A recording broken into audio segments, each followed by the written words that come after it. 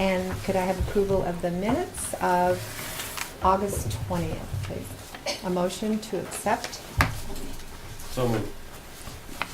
Second, please. I'll second. Yes. He was stealthing around. Okay. All those I in will- favor? We'll say this, and Vicki knows I did make a correction, and she made it in the thing. I did not have Bill present. She did not have me present. And I think it is very kind if we let Vicki know that we have a correction before the meeting, because it saves time and it just is a kinder way to make the minutes correct. So, all those in favor, please say aye. Aye. Thank you very much. Minutes are accepted, and she always does an awesome job, makes us all look good. Welcome, Keenan, our student representative. Does everyone know Keenan? Hi, Keenan. Maybe you'd like to say something about yourself. This year from SGA, I play soccer on the men's team, and I'm hoping to graduate after next semester, so hopefully I can help out a little bit, learn a little bit more about my position here, so. Nice. We're really glad you're here. Nice. Thank you. We hope you graduate as well, Keith. Yeah, I was kind of worried about that. We have some tutors around here. Thank you. Reports to the board, SGA, that would be, Bill's gonna- oh, you're going to do that. Yep. Great. You want to go to the podium, or do you want to just stand there? It's better if he goes to the podium. Better if you. All right, I'll go over here. Perfect. Thanks, Bill. Welcome. Okay. Hi everyone, my name is Bill Dallas. I'm currently the VP of SGA. I'm also here on the livestock judging team. I just wanted to come to you to let you guys know some of the things we're doing with SGA. We're currently helping out playing with Homecoming, which will be the 3rd through the 12th. We'll have a lot of fun things going on, as I've been told, like a minute to win it games, pep rally, all this sorts of stuff. So it'll be a fun time. Some other things that we've done, volunteer hours we've been concluding or doing over the past few weeks so far. There's been the Greek night at the Frontier Park that we helped with set up and that kind of thing. The literary connection dinner, many of us have signed up to help out with that. And then trunk or treat during Halloween, we're going to help out with as well. Proposals, we have our 3 or 4 committees right now, and we've had 3 or 4 committee proposals been brought forth. Sorry. We are planning to have a blood drive through the service committee, and that'll be on October 27th. We're also going on with elections at the moment. We are currently accepting applications till this Friday, and then Monday we'll have an open forum, and Tuesday will be the voting. And the last thing we are doing is with our diversity committee, we're planning to have a global map on October 6th.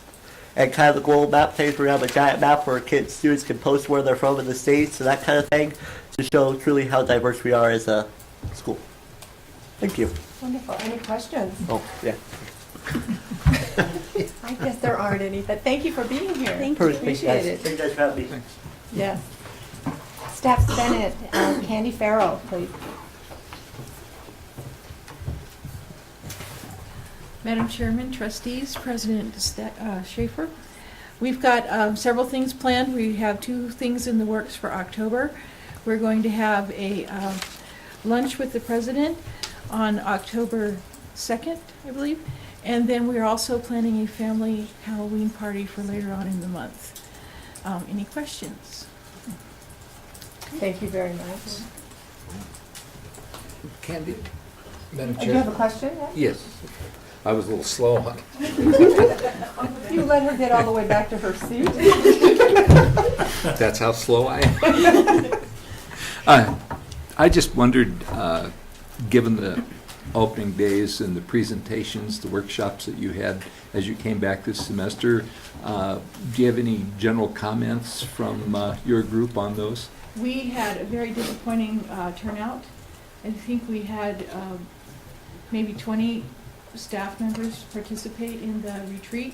So we are going to plan something probably in May, sometime after graduation, and maybe try to squeeze in some other training towards the end of the semester when it's not quite so busy. I think the beginning of the year is really busy for a lot of the areas on campus.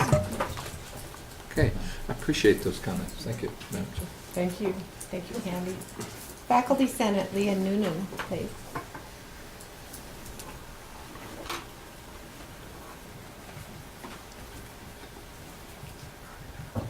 Faculty Senate continues to work very diligently on hammering out the wording in the job description for faculty.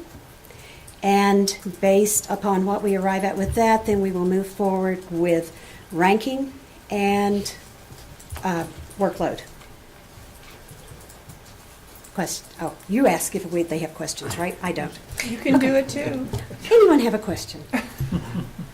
Ed? Yes, sir. Yes, in terms of... Trustee Mosier, sorry. Thank you. Relative to the job descriptions, do you feel like you're having adequate time to do this? You don't feel pressed?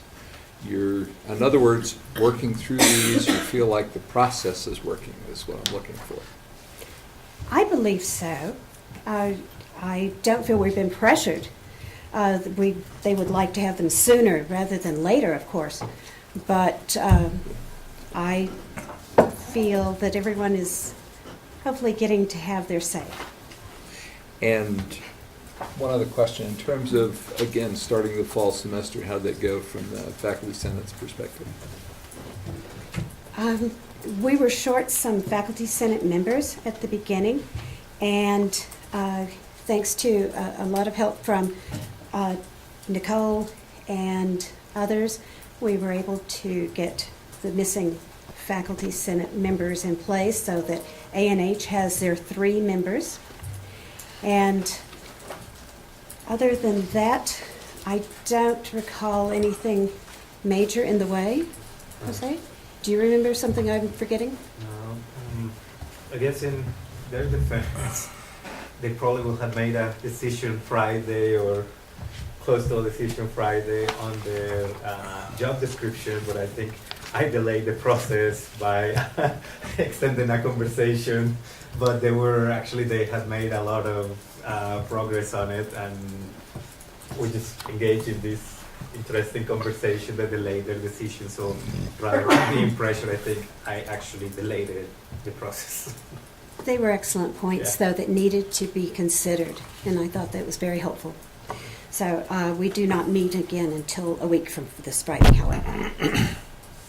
Madam Chair, thank you. I appreciate those comments, and I'm glad to hear the process is working well.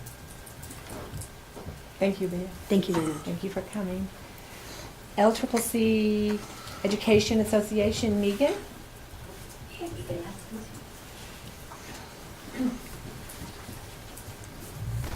Okay, so the LCCCA, we actually met with Joe today and talked over some of the things of the concerns that the EA is looking at addressing or having conversations about. Our first concern that we were looking at was the high turnover in employment and wondering about trying to implement exit interviews to try and identify themes of why, reasons or themes behind the high turnover. A second concern was considering whether the new policies that were put in last semester and at-will employment, if that has stifled at all mobility or promotion with the current employees, not wanting to lose their legacy status. So we were looking at or interested in getting some data on that as far as the current number of internal candidates coming up for internal positions, and if that's gone down, people not maybe wanting to apply for positions internally because they would then lose their legacy status. So that was a concern. So we're waiting for that information. Joe said he thought he could get it for us. And also waiting for the comparison data from the National Community College Benchmark Project, which Joe also said was probably coming soon and could sort of give us some more data on that, where we compare with those rates. And I guess we're hopeful that if the evidence shows that the policies aren't benefiting the institution, that they would at some point be reconsidered. Also, we're also following the research being done on market-based pay and potential changes to the pay scale. So those are some of the other things that the EA is sort of currently following. Any questions? I do, and this is a question for President Schaefer. Most of these issues are issues that we raised at a board meeting in April when we were considering these new, modifications to the rules and so forth. Why have we not implemented exit interviews? Are they not taking place? We asked that they do take place at that time. Madam Chair, Trustee Kilty, we do not have a standard, or would I say a required process for exit interviews. We do talk with employees if they are interested in doing that. We, as I mentioned with the EA officers today, what we're looking at right now and working on is trying to get a more comprehensive understanding of the exit phenomena, and we call it departures in the measures that we look at. That may include an exit interview process, but other things as well. And so right now, I'm working with HR to generate different types of departure statistics and data to understand who, from where, what types of themes, and those types of things that we're working at right now. We've certainly had the conversations about exit interviews and looking at the value of those and how those would be implemented. In general, those people that participate in them, and I've done some exit interviews with individuals, it's typically voluntary, and we find that few folks have wanted to actually engage in those, and so we're trying to figure out what's the best way to capture evidence about the exit phenomena, looking at a variety of tools and uses. So the short answer is no, we're not doing mandatory exit interviews right now. The long answer is we're hoping to get a broader understanding of the exit phenomena. Madam Chair. Go ahead. Well, at any rate, at our meeting in April, we swore that if we saw that any of the changes to employment policy here were detrimental to the college, that we would change direction. And, exit interviews, some other pieces of data are really necessary to learn whether that's so. So it's certainly time to put something together.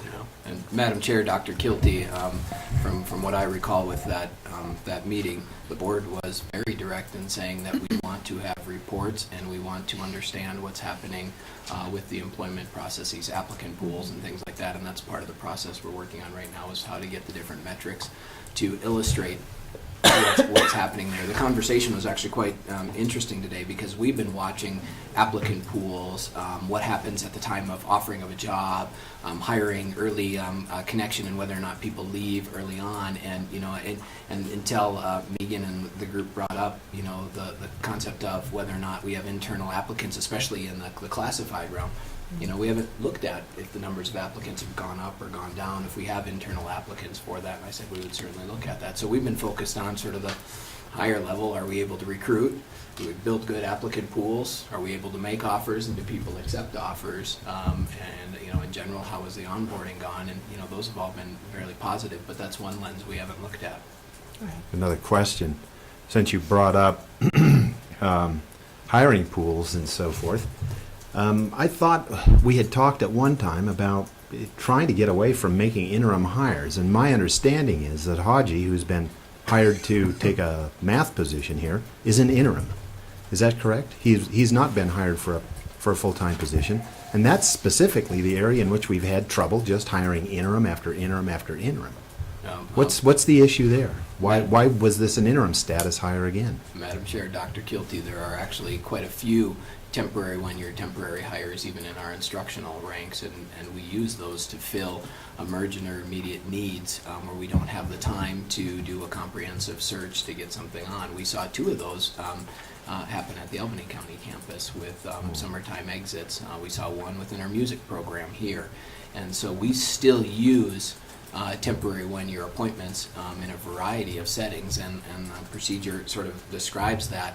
What we are getting away from and trying to completely get away from is where we have the same person holding an interim or a temporary position year after year after year. So I would say that we will always have interim or temporary positions because of some of the needs that arise under late notice or under certain situations. But the intent isn't to perpetuate temporary employees in a position over time. Okay. Madam Chair, I'd like to continue this a little bit. At that April meeting, I think it was very clear that we were concerned that we wanted to have data about the changes in the workforce. And I'm concerned that there hasn't been mandatory exit interviews. I would have thought that that would be something that would be essential in order to get data from those who are departing from the facility. So I would encourage the administration to look seriously into exit interviews for the staff and the faculty. Madam Chair, Trustee Erickson, again, one of the things we're looking at is what is the best and most objective way to analyze the exit phenomenon, because I think the question we're after here is why do people leave? Where is that happening? Is there something that we can identify as a theme? Are they fair exits that are across the board and it just happens at those times, or there's other things? We have no mechanism within our toolbox to require exit interviews. A person can leave and they can resign from a position, and we cannot require or hold anything for them and say you must go through this. And as we've had those conversations, one of the challenges with those exit interviews, we get predominantly two types of interactions. One interaction, which are the people that are completely happy and great, and they take another job and they move on, they come and they're happy to sit down and have a conversation. The other response we get are those individuals that will come and they really want to lay it all out. Somewhere in between is really the information that I think we're after. And so there's other tools that we can use, such as analyzing percentage of turnover within a specific functional area here, analyzing a percentage of turnover departure within specific employee groups, or specific employee characteristics such as longevity. Are they new employees leaving? Are they those that have been here for a while?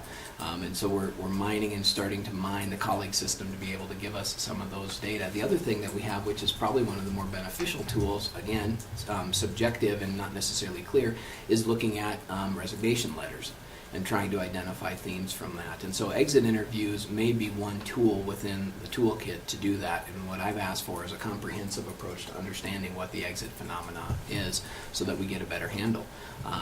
As I pointed out in the State of the College, our exit or departure rate was, I think, about 12%, and it's the highest we've had, at least since we've been tracking it. Last year, with our benchmarking project that Megan referred to, the National Community College Benchmarking Project, we were just over the median for departures.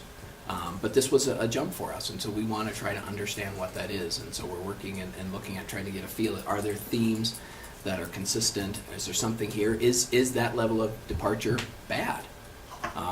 Is it good? Is it benign? I mean, those are the things that we don't know. We jump to the assumption that departure rates and turnover in an organization are inherently bad, and some departures are actually fairly healthy for an organization, I would argue. And so we want to understand, so what does this mean for us? What does it do to service to the students? What does it do for outcomes of the institution? What does it do for our overall organizational health? And those are the questions we're trying to look at from a broader perspective. So it's a long answer, Trustee Erickson, but exit interviews may be one tool within that broader process to understand. What I hope to bring to you is a broader picture of what we know about employee departures at the institution. Well, the latter point, I think, is what I was looking for, that there will be a report to us about, quote-unquote, the exit phenomenon. Yeah. And Madam Chair, Trustee Erickson, members of the board, as I committed to in April, we will bring you reports on different characteristics with our HR practices. Applicant pools, applicant numbers, we'll look at internal applicants, see what's happening with their exits, departures, promotions, those types of things, to get an understanding if the policies and procedures that we put in place are having an adverse impact on the organizational health, or if they're working as we assume they would. Madam Chair. Dr. Schaefer, you indicated median, and I'm just curious, you chose to use that one. I'd like to know, too, what the average is, the mean. Madam Chair, Trustee Mosier, I think we can certainly get those data. The benchmarking project uses median and percentiles when they do that. What I would like to say to you is that what I'm seeing is that there's some communication going on, and you're getting to ask the questions that you need to ask. Is that true? Yes. And you're getting the answers that we have through our president. And so I like what's happening with the communication, and hopefully that will continue and just get better. Thank you. Thank you, Megan. Maybe Maybe I'm wrong. Any more questions? Oh, we'll talk later. Thank you. President's report, Dr. Schaefer. Madam Chair, members of the board, a few things on my report. The first thing I want to do is, again, welcome Keenan to the board. Keenan, you have a new role as an ex officio to this board. You have a senior, versed and experienced ex officio member to your right, and Mr. Cadle, but I think as even he's found out, these positions are created because the board is interested in having a voice and a perspective from a very unique demographic of individuals. In Mr. Cadle's perspective, it's the Albany County campus and what we're doing in Laramie. For you, it's our students. And so I think we'll sort of feel out the role and how that works, but certainly I would encourage you to express your voice, engage in the conversation, because I know that the trustees value the input of the students, and that's why you have a seat at the table. So welcome.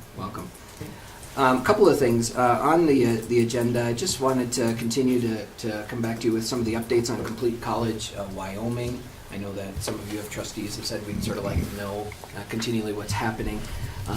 As Trustee Mosier may have shared with you, Complete College Wyoming has been working most recently on a series of metrics or measures for the state. If you remember when we discussed this early on, to join Complete College America, we had to do three things. We had to agree as a state to set completion goals. We had agreed as a state to really pull key policy levers that will help change the focus from participation to completion and work the policy levers. And the third one is we had to establish metrics. The goal we've established, you as a board and the other boards across the state have committed to a 5% increase in completions each year through 2020, I believe, or 2022, excuse me.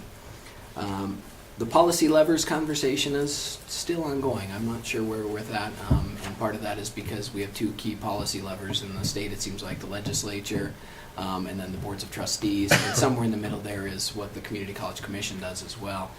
So the group's been focusing on these metrics. And we as presidents have been somewhat removed from that process on purpose, to not to taint that and not to where we naturally seem to go is with metrics that lead to performance funding type of conversations.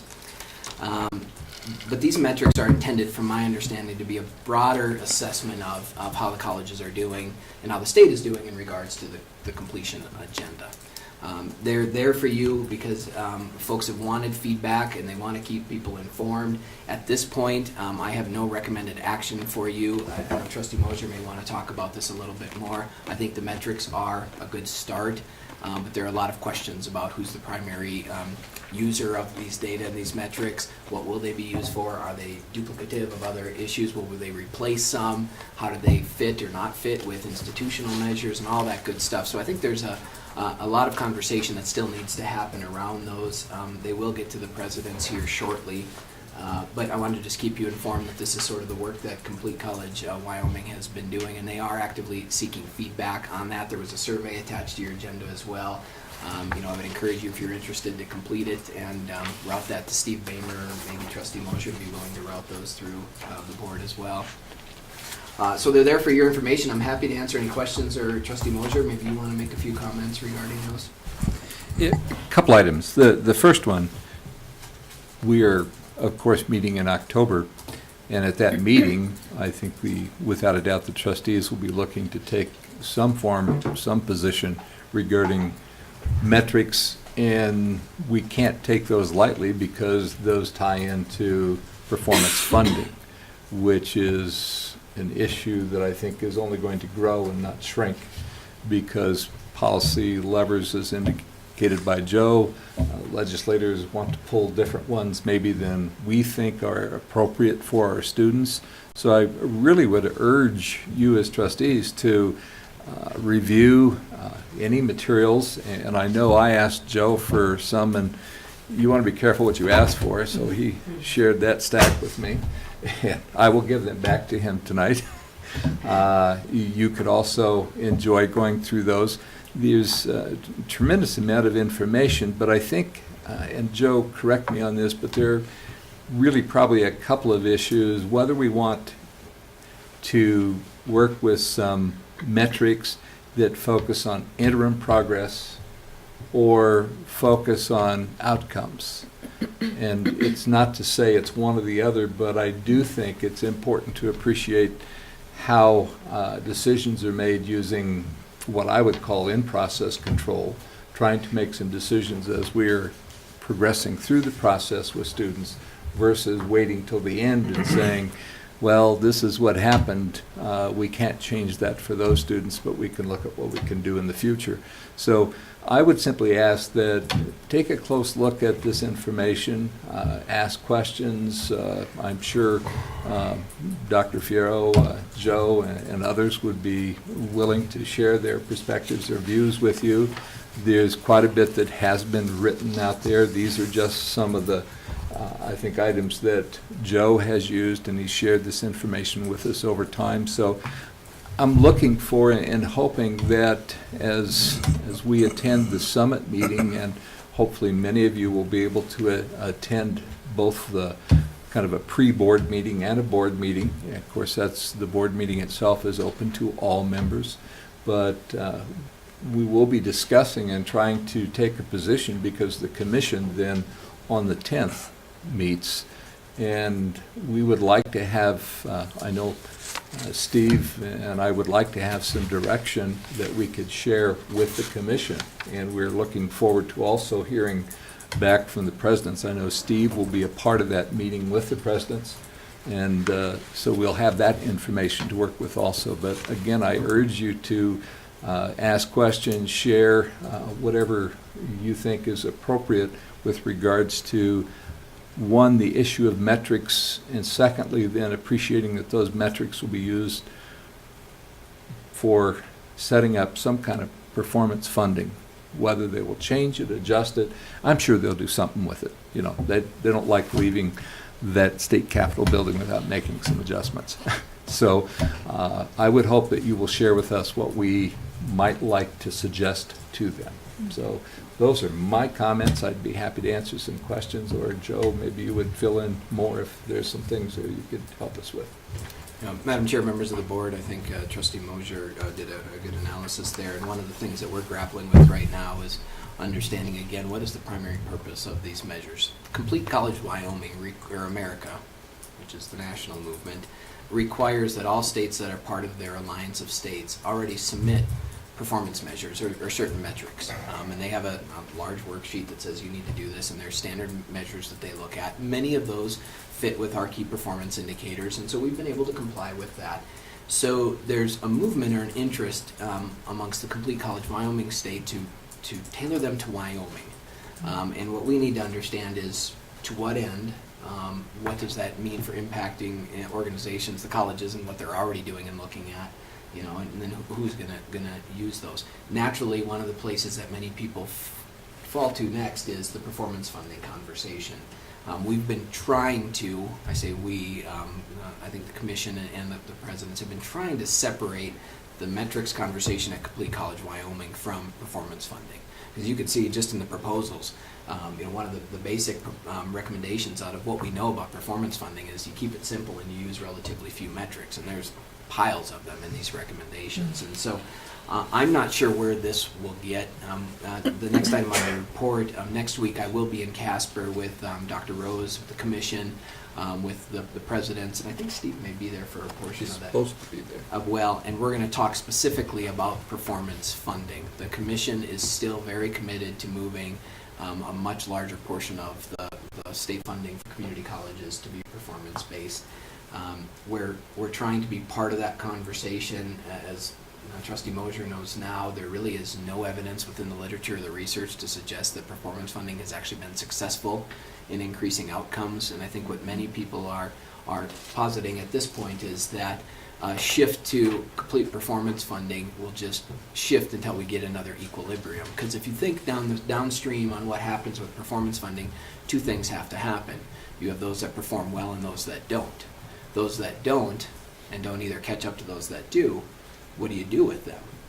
I don't know of many states that have the political appetite to close campuses. I don't know that fiscal exigency is a very broad phenomena in higher education, and certainly not under performance funding. So what we will likely see happen is just another equilibrium. There's not enough difference, I believe, I believe, between the performance levels or even the maximum performance levels between colleges within a jurisdiction such as a state that would necessitate or really move things. Maybe all ships will raise to that higher tide and will perform at a higher rate, but chances are we'll see another equilibrium where funding is relatively distributed in the same way that it is now.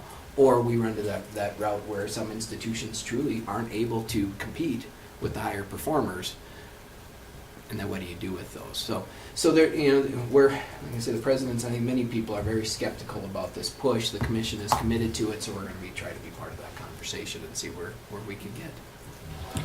Madam Chair, I really appreciate your comments, Dr. Schaefer. Additionally, one of the things that I felt was very significant in this literature was the emphasis on institutions setting up and measuring their progress against themselves. Not a competitive environment, not putting the 7 community colleges against each other, not pitting that kind of ball game out there, but rather, we're in this to do the most we can for our students and try to make the best environment for them to be successful.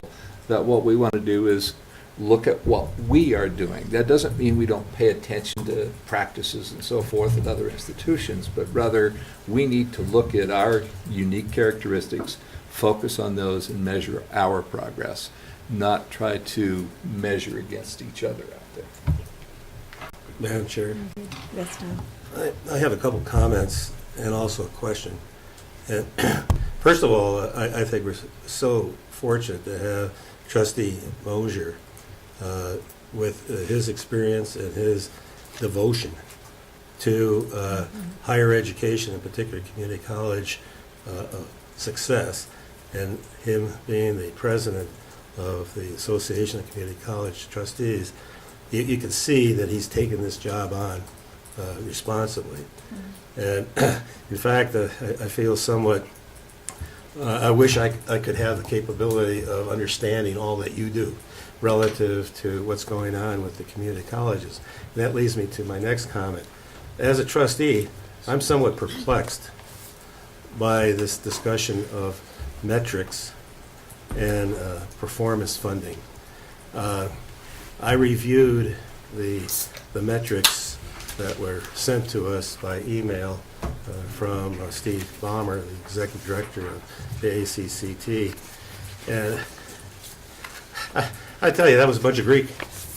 It really was. It was a bunch of Greek, and with Trustee Mosier getting into the middle of it and getting on top of it, I feel confident. Even though I don't understand the language, I feel confident that he's going to lead us in the right direction along with our president. Now, I have a question that comes up. We're having a summit meeting in October, and one of the panels is going to deal with what are the community colleges doing in complete college Wyoming. I don't have a clue what we're doing. Certainly I've heard, and I've looked at a couple of things, but I think it would be very useful prior to that meeting that we have an outline of what LCCC is doing in the actual implementation of Community College Wyoming. I think that would be very helpful for those of us that are going to be there. Madam Chair, Trustee Erickson, I would say this is a good thing, the fact that you haven't identified what we're doing. Because it means, and why I say that is because it means we've actually integrated in what we're doing. Our strategic plan, if you were to take the vast majority of the strategies in there, the high impact practices, the pathways in our programs, the high touch student services, the work and developmental education, all of those things are very much in line with the goals of Complete College Wyoming. It's been one of the questions that I've had about that group, is that what role does it play if each, and I think you would find that every college in the state has a series of strategies, activities, and things in progress that are very much in line with what we're talking about collectively at the Complete College of Wyoming level. And so that's where I ask, so what value does that group bring to the proposition? But I would say if you bring our strategic plan to that summit, and you open that up as we're talking, listening to that panel and talking to people, you'll see the direct correlation between what Complete College America is driving, what Complete College Wyoming is discussing, and what are the strategies that we're actually deploying right now to help more of our students complete. So I perhaps need to make that correlation a little bit more directly, but it's within that book right there that really is what we're doing, and I feel it is completely in line with conversations at Complete College Wyoming. Well, definitely, Madam Chair, definitely, there's a good deal of integration that is in the strategic plan. But I think if we had a couple of talking points, Sure. Because I believe that we're going to be asked, what are you doing in LCCC? Okay, well, look at our strategic plan. Well, I think we need to go just a little farther than that. Happy to provide that. You bet. Thank you, Don. Ted? Madam Chair, and maybe that fits, I really appreciate your comments. I'm digging with this just as you are too, Trustee Erickson, but in terms of trying to understand all these components. But I'm wondering, we meet October 1st, and I think it would be good if we could hear from Dr. Fierro or Dr. Schaefer, but on those talking points, maybe, don't want a lot. I mean, my personal opinion is I want something that is nuts and bolts, really points to those. And yeah, the strategies are in here. I think what it amounts to in a way is pulling some pieces of this and just putting it together. And I'd like to hear a bit. Sometimes hearing it helps me grasp and understand things a little bit better. And I would appreciate that if we could have that. Madam Chair, members of the board, it's a good idea. In fact, one of the things we can do, we're working on a website for the strategic plan and some other things, but we can certainly sort of go through at a high level at your next meeting the different strategies where we're at. Both Dr. Fierro and Vice President Hay, I think all the executive team, but certainly those two who are on the Complete College Wyoming group can sort of draw that correlation, and then we'll put together a cheat sheet, if you will, talking points of how the things that we're doing within the strategic plan directly align to what Complete College Wyoming and what their goals are and what they're working on. I guess I committed them, but they didn't shake their heads or run out of the room, so we should be. I saw them shake their Thank you. Great. Madam Chair, one other thing I put in your agenda, and actually I thank Tim McNamara for this, who put it together, is just an update on the different facilities projects going on. We have a short list there. Most of you who had entered campus tonight hopefully saw that our gateways are nearly 100% complete. And really have been receiving a lot of very positive comments in the community on what they've done to transform those entrances. We still have a few things to do, a few planning, some cleanup of some mulch, and I think they've got the hydro seeding done out there, and so they look pretty good. Flex Tech building is moving along. We had the first meeting for the level 3 planning with CTA, which is the architect for the project, and I thank Trustee Erickson for being there and being part of that. It was kind of exciting even up till the end, and they brought out homemade models and some concepts, and we made some pretty good progress, I think, in a week, and so we're on the road with that one. We're waiting for the final schematic design on the University Student Services building. They were supposed to be here by now. We're hoping to see that. One of the issues with that building project is that we're still over in square footage. And when I say that, I mean from what we said we needed to program and what the architect's design is suggesting is still about 10% over, I think. Judy, is that right? About 10% over in total gross square footage? 10,000 square feet. 10,000 square feet, thank you. Whoa. Which is probably less than, no, it's about 10%. It's a 90,000 square foot building, right? And one of the problems of what we're trying to shake out is this trying to take our programming and to fit the architect's design, and they can't find ways to do that, or is the design being change to accommodate that, but we need to be moving on that and get that going so we can keep on the timeline for bidding later on and then construction in the spring with the first bit of nice weather. So that schematic design will come to you as a board, and same with the Flex Tech, because one of the things you told us was we need to ensure that the design of the building, the layout of the building, is in line with what we committed to the taxpayers and to the state. So it's going to come to you, and so will the Flex Tech. So you'll see that, and then from there we get into construction documents and get ready for bidding packages and all that good stuff. And folks on that, the arena. Excuse me, Madam Chair. President Joe, before we get off on the Flex Tech, and you made a comment about the excitement of the creativity of these CTA architects. I was absolutely flabbergasted with the competence of these individuals. And they had alternative schemes that they presented to us. And I think one that really hit us very nicely was, we have here at the college, we have the mall. And that mall goes the total linearity of our college. And they say, we need to make a terminus to that looks great. And I think everyone that was there picked up on that idea. And whether it's going to be one or the other type of alternatives that they gave to us, they definitely demonstrated that they have competence. I felt real good with the group, the CTA group. The individuals that were there, one was out of Boise, one was out of Denver, another one was out of Billings. This is a large operation. What, they got 35,000 employees? Am I right with that? I gotta be wrong. Yeah, I don't think it's That's that big. maybe 3,500. Could be. Something like that. But the project manager, he definitely demonstrated that he understood vocational education and the importance of how you design and how you deal with the flexibility of this facility. And they had a number of key points, of which one of the things that we made sure is that it is adaptable, it is flexible, that it is capable to deal with whatever comes forward in the future. And the fact that we recommended that go to the top of the list. So I just was really delighted with the selection of that CTA group.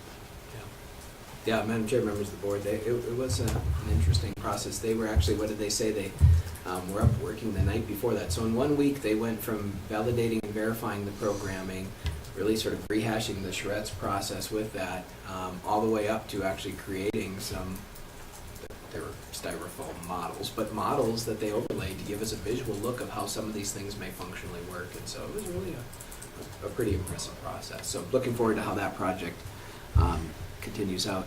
Parking lot expansion, we had the pre-construction meeting that was held yesterday, and so we're moving forward with that. So we have those additional parking spaces when we get under construction with the Student Services University building.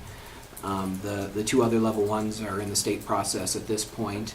And then wayfinding, looks like we're to the point where we'll get to see some prototypes of the signage manufacturing and then get to that first phase, and from there we'll be right into phase 2. But from here we have to get the prototype, agree to the prototype of the signage, and actually get that to fabrication and manufacturing. Happy to answer any questions on the building projects if folks have them. I don't think wayfinding can come too soon, because we find Tucker Fagan lost on the campus looking for the World War II movie, and no one can really answer that question or guide him in the right direction. So the sooner the better. Yes. Yes. Couple of questions. Back in terms of the space for the University of Wyoming Center, a couple of things there. First, how much of that space is, I forget what the architects refer to it as, but it's that open space, it's the circulation. Circulation space.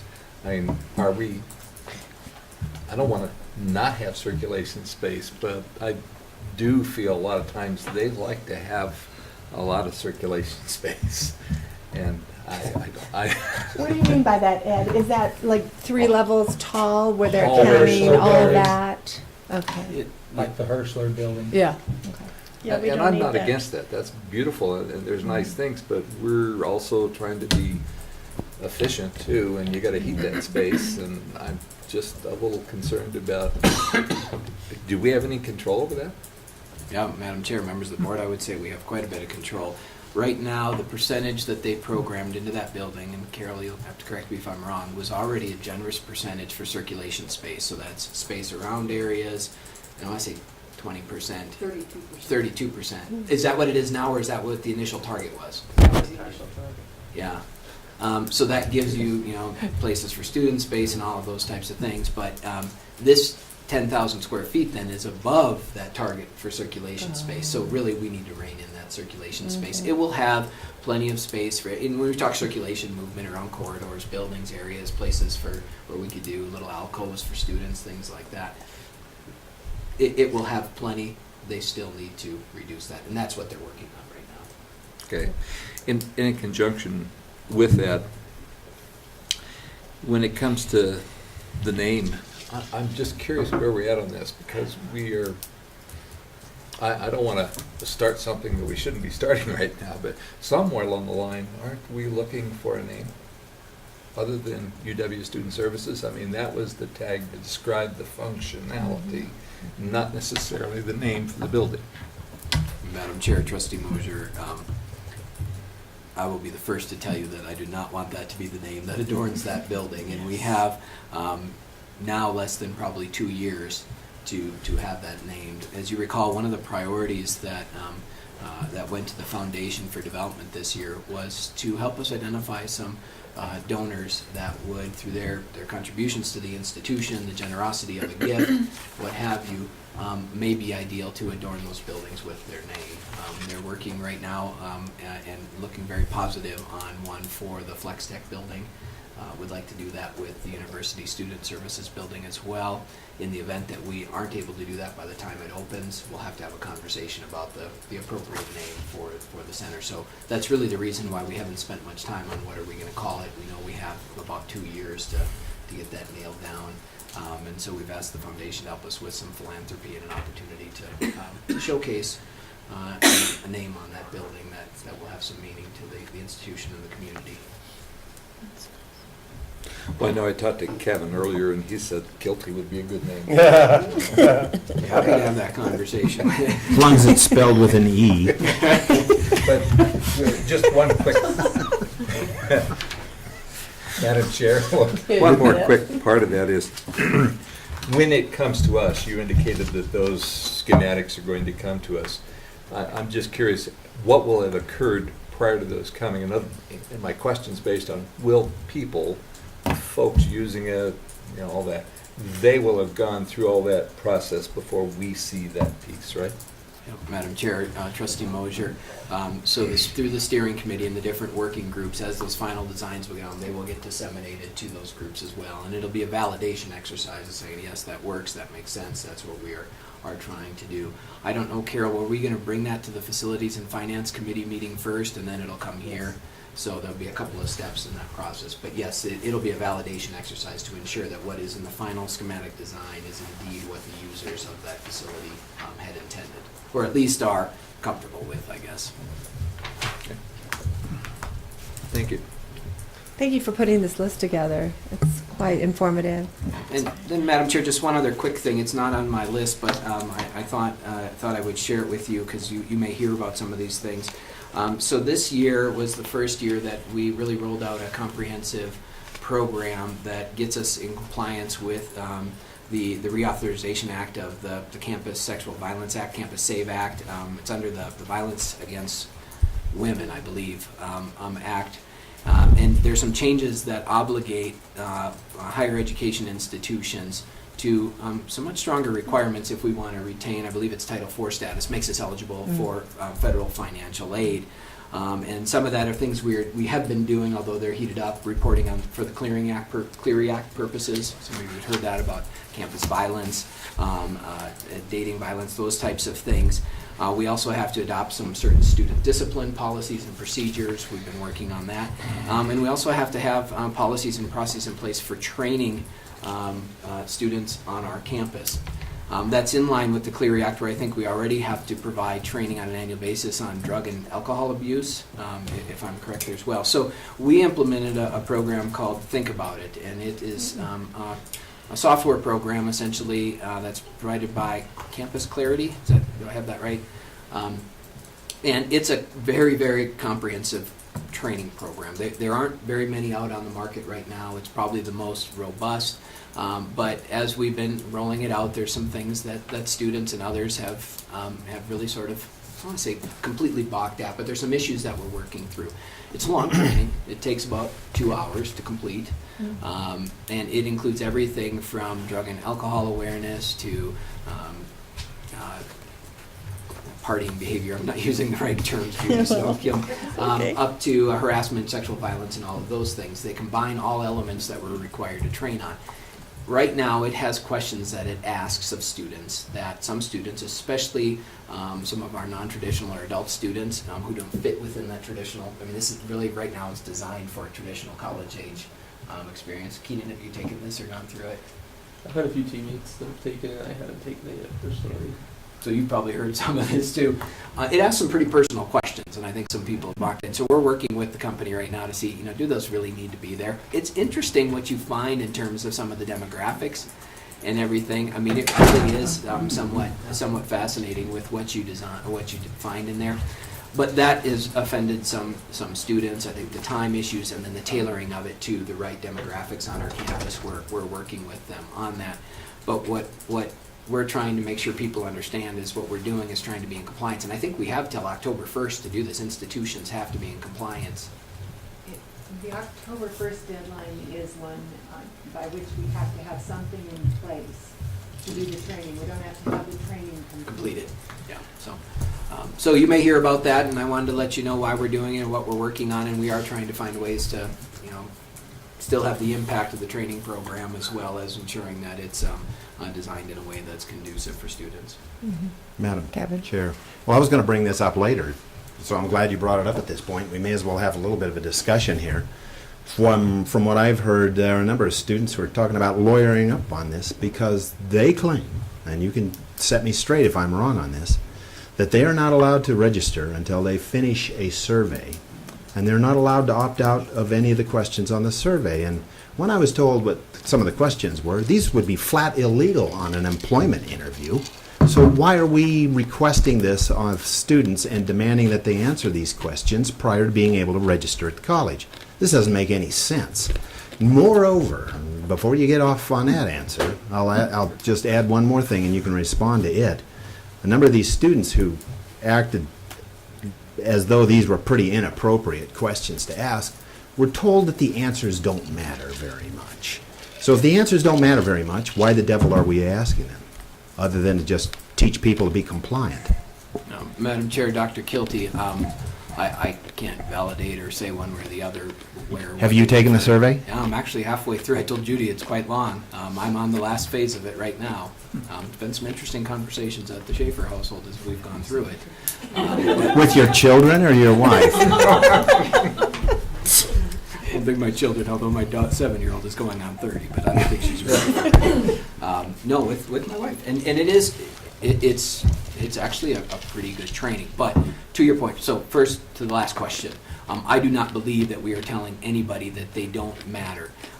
Their answers to those questions are anonymous, they're not tied to individuals, and they're used to help us understand our student population and to really identify what types of dynamics are going on at the campuses. And right now, I heard these, and I'm probably going to get them wrong, Judy, you may know, we've had about 400 students complete that. And when you look at some of the responses, the percentage of our students who have been aware of or been part of unwanted sexual activity, students who report, the percentage of those students that report having observed or been involved with students that have led to alcohol abuse, things like that, there are powerful data that when shared with students, and we are sharing and having these conversations as part of our college COLS 1000, the Student Success Seminar, is powerful information for reasons to engage in those students. That said, there are questions on the training, and it's not a survey, it's really a training. that we agree that the value of what they add for our campus and for our students isn't enough to really open up the door about whether or not I should have to disclose my sexual activity or things like that. And so we've been working specifically with Campus Clarity to get those removed. We are not putting holds on students in terms of registration until we can get those removed. So we're looking at how we mitigate some of those things. But yes, we are required to train our students, and we have to show that we are doing that in a way. And what we've looked at is saying you shall go through a training program prior to being able to register in your second term. How we mitigate some of these issues that we've identified with our first rollout is the way we go.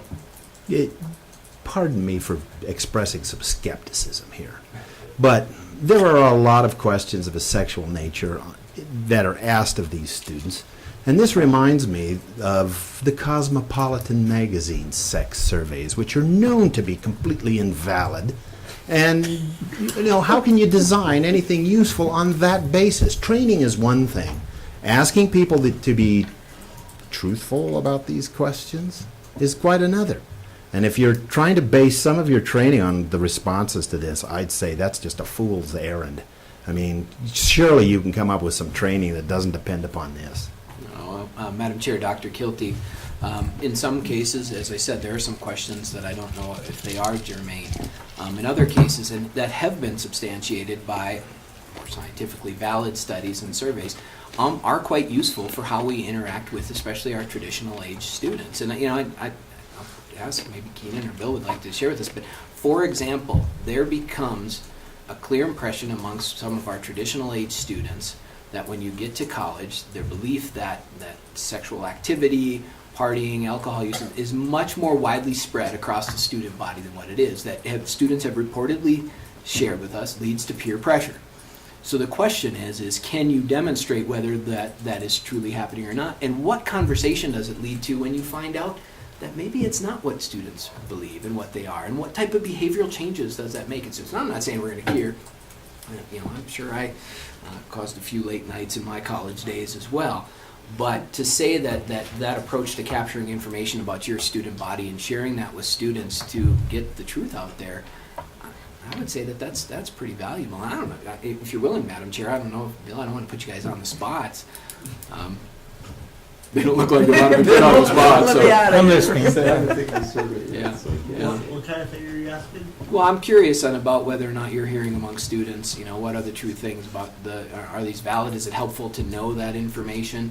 Are you know, again, I don't want to put you on the spot. Are you hearing questions about and comments about the value of these trainings and those things? I guess, Madam Chair and Board, sorry to speak in front of you guys like this, but I've heard some of the same things. They've been confused on why they're being asked, how many times they've had sexual intercourse and that kind of thing.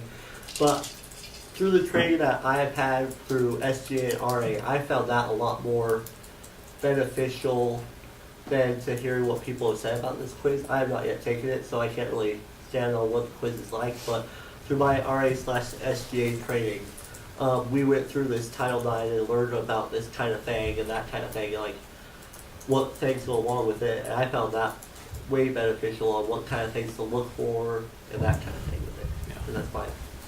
Thank you, Bill. Madam Chair and Judy, I don't want to put you on the spot, but it's my understanding that the training that was designed for student leadership, Residence Hall, residence advisors, as well as our SGA leaders, is very much in line with the training in Campus Clarity. Is that?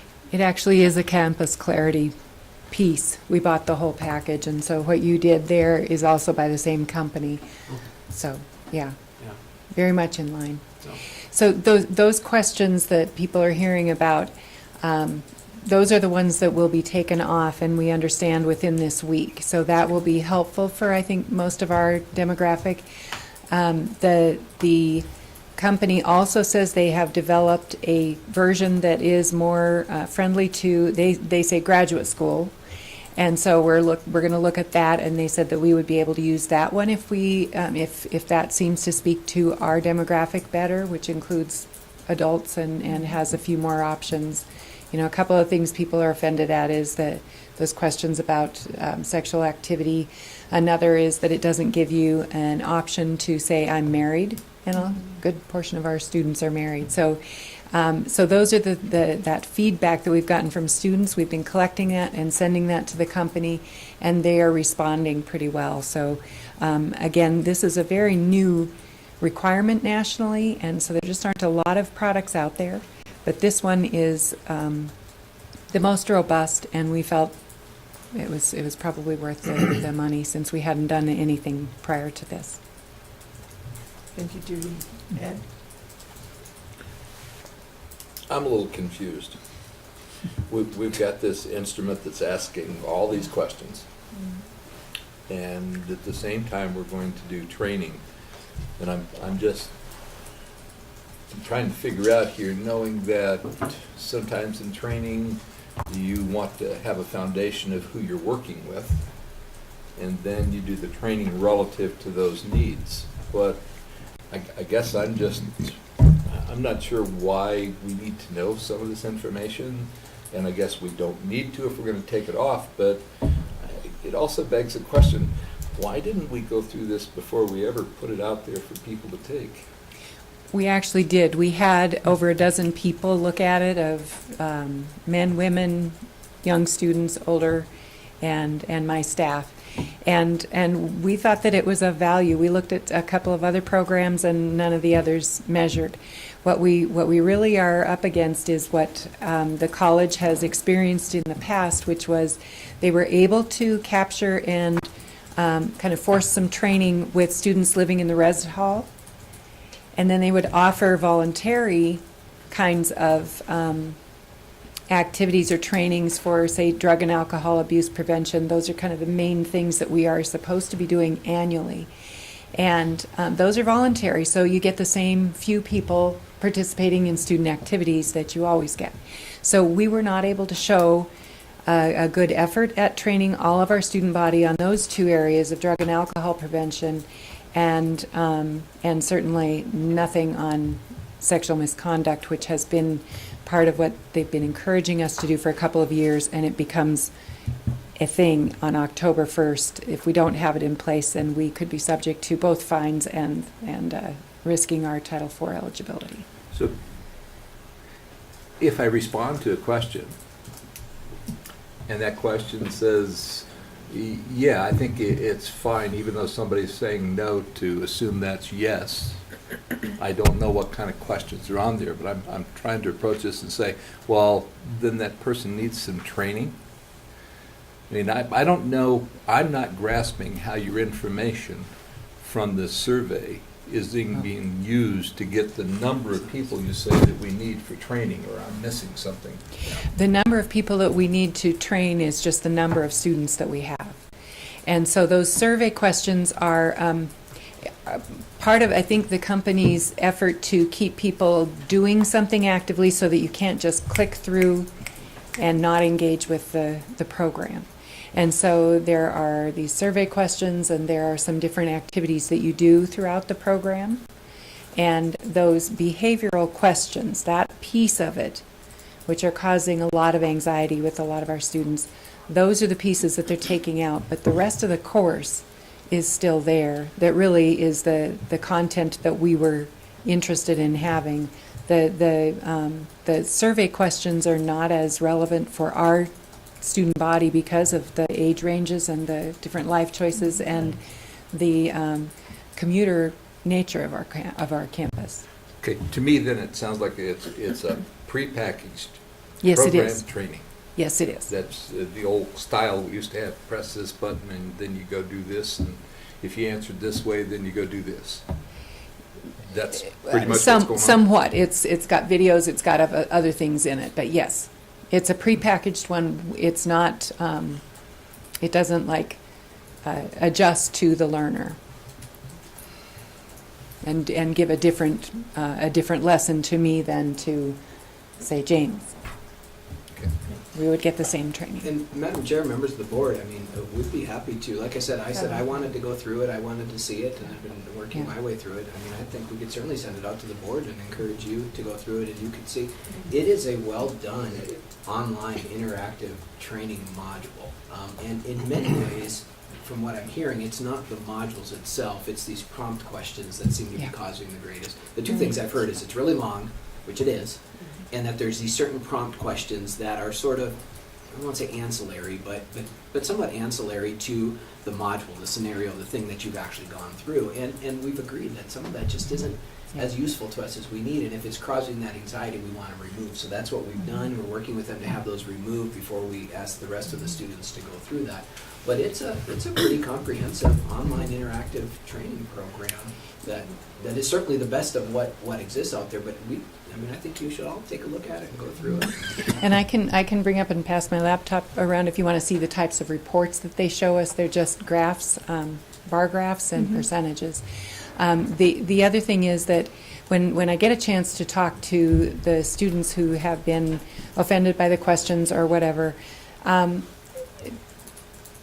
most of them, I would say by far the majority of them, when we talk about what we're really trying to accomplish, which is create a campus climate that is safer for everyone. And I don't know how much you read in the news, but a lot of the news reports lately would tell you, do not send your daughters to a college campus because it's just too dangerous. And I know they said that about a school in Montana that's kind of the poster child for what not to do. And so there's that climate out there nationally, and that's what's being reacted to and being handed down to all colleges and universities. We're not a big party school. We have a pretty calm student body, and that's great. But what I talk with those older students about is you can contribute to a healthy environment by listening, and don't be ignoring when you hear some of the young students talking about things they're going to do or things they did. You can talk to them now with language that is more common to you both if you pay attention to this. And in most cases, those students are taking their teenage daughters and sons through the program and really engaging with it in a good way. So we think that we're doing our bit to help keep Cheyenne safer, because our students are not necessarily living on campus. They're out in the community. So, Madam Chair, members of the board, we'll share that with you. And again, we recognize with the implementation, there's things we'll learn and continue to do and find ways to do it. We certainly don't want students fearing not being able to continue to engage in their educational pursuits here, but we also need to meet these federal compliance, and that's what I think a lot of campuses are trying to figure out, what's the best way to do that. And so we're going to continue to kind of go through that, go through the program, and then let's talk about it. I'd love to hear, and I know Judy's been taking feedback, and they've got a group that's looking at it from the Title IX lens, and we'll go from there. I would encourage you to do that, because I think that I don't exactly know what you're talking about, but when I see it, I will know, and I do know that it is a problem in at least our country and probably in every country in the world. So if you don't mind sending it out, it takes about 2 hours. It takes about 2 hours, Okay. and I will wait until we've confirmed that they have made their change so that we don't get you in at the wrong time. And so it'll probably be about a week. In at the present You want now? No, I'm serious. can. I think the I board can. should get it just the way it got to the Okay, students. sure. Madam Chair, Yes. I'm just curious. You alluded to it a little bit, but I'm not clear. What did we do before? Nothing. Oh, nothing. Well, this is Sugarcoat. a big change. Oh, there. okay. Yes, it is. Oh, yes, Butch. Madam Chair. And that's why it's such a big change for our campus, is we were doing nothing before, and so this is, we're being fairly aggressive with it. Butch. Madam Chair, as far as the other community colleges, you say this is a compliance issue. What are they doing? Or is the Community College Commission taking a position on any of this, or are they recommending a certain study profile assessment? Nothing. No, Madam Chair. But yet this is a serious compliance matter. Yeah, and Madam Chair, Mr. Cato, I'm shaking my head about the commission's involvement. I'm not sure what each of the community colleges are doing, but they all have to be in compliance with this this fall and have training in place. And this has made some pretty significant headlines all the way up to the president's office, making sure that this is one of the things that need to be addressed. I don't know that the commission has chosen a role necessarily in what they want to do with this, but I imagine the other colleges are working on something. Yes, it's up to each college or university to do what they think they can do. And so the University of Wyoming, we've had a lot of conversations about this at the student services level. And We are hosting a training for investigators of the allegations of sexual misconduct on campuses, and all of the colleges and universities University of Wyoming and all the community colleges are coming down, and the University of Northern Colorado is sending a team. And each of them can bring 10 people to get this training in investigating these cases. So we're doing that very collaboratively around the state. So. I just want to make sure that people aren't misunderstanding what I was complaining about. The training is one thing. The ancillary questions were quite another. And there's no way in the world that the federal government can require that you ask those ancillary questions. No. That's crazy. That's not their and requirement. that's what the students were objecting to. Thank you. Not the training. Right. Don, did you have something you wanted to say? Yeah, but I'm going to pass for now. When we talk about the financial aid report, I may have something to say then. You know, I'm really glad you're doing this, because I sent my daughter to UW, and she came home after one semester and said she did not feel safe in the dorms. And so she came to LCCC for 3 more semesters. And I also had a son that went to the Air Force Academy, and we all see those reports in the news about the sexual misconduct that happens in some of those academies. And we want our students to feel safe. So I'm glad we're doing it. I know that it's a mandate, but I'm very happy that we're doing it, and it sounds like we'll get it refined to the point that we won't have questions that students complaints. But you know, I think it'll be good that we are doing it, and thank you, and I'm anxious to see it, and I'll show it to my husband. Okay. Thank you. Anyone else? Oh, yes, you may. Of course, I will let you speak. Please. But if I may, Madam Chair and trustees, not as faculty senate president, as an instructor. This has been a large conversation with students, and I had some information I thought you might find of help. Yes, they were very upset about, and it was not just the older students. And as a matter of fact, I had a group of students stop me as we left dinner and talked to me about this and said, what is going to be done about it? They said there was no way to opt out of some of the questions. They felt they were very invasive, and the types of questions especially they pointed to was the one, how many times have you had oral sex this week? So that's the type of questions that people are objecting to. That's one point. The other side, we've talked in different classes about it, so I've talked to maybe 70 students so far. And out of those, I said, how many of you are answering truthfully on these? And almost universally, they said they are not. Their big concern is because it says they're not being tracked, but they know on the other hand, yes, the data is not being tracked, but they're not making that differentiation because they are being tracked because they cannot register for spring classes until they have completed this. Therefore, they see that their data and their answers, no matter what may be true or not, they are seeing it as being tied directly to them. Thank you very much. Yep, Madam Chair, fair points, and as we roll these things out and do those things, we learn from them and we'll adjust and make those adjustments and work with the student body as we can. The other thing that I want to share is that, you know, this is a big push because we have our entire existing student body. Once we get them through the training, then it's really just the new students. So it's our incoming students. It's probably about 500 students on a semesterly basis that we'll really be looking at. It's not the entire student body that will be going through those things, but we'll continue to assess what the effectiveness of the training and how it's received and what it's done. And you know, we really rolled this out 3 weeks ago, and we're already working to make the adjustments so that we're not making this the type of training that sets people off versus the type of training that engages them and hopefully does what we want to do in terms of creating that safe climate here on campus. Madam Chair, I'm sorry, I guess I do have to make it. Feel free. The training is essential. There's no doubt that the training is essential. But is the instrument that is being used, is that mandated?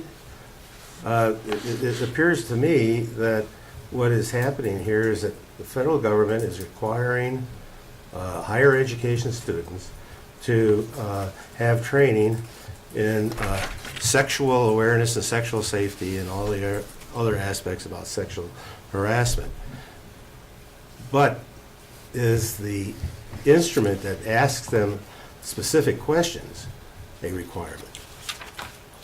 No, Madam Chair, Trustee Erickson, the institutions have their freedom to implement training programs that train students on an annual basis in drug and alcohol abuse, am I getting that right, for the Clery Act, and sexual misconduct, sexual harassment, things with a safe climate from a sexual.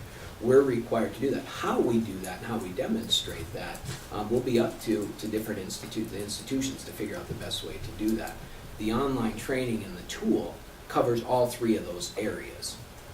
And we chose it for a couple of reasons. One, because it really, in terms of those that are out there, it's one of the better ones. The design, the content, the way it flows, the interactivity, all of those things are there. But we also chose it because we have sort of a diverse population here. They're not all on campus. We can't get our entire freshman class because they're here in the dorms or they're right here into a room. We have commuters, we have folks across, we have folks in Laramie, and really across state. So the online nature of that, the way we can manage that, really is the reason we chose that. Again, the major issue from what I'm hearing, again, outside of time, is that there's a series of questions that students balk at or find offensive.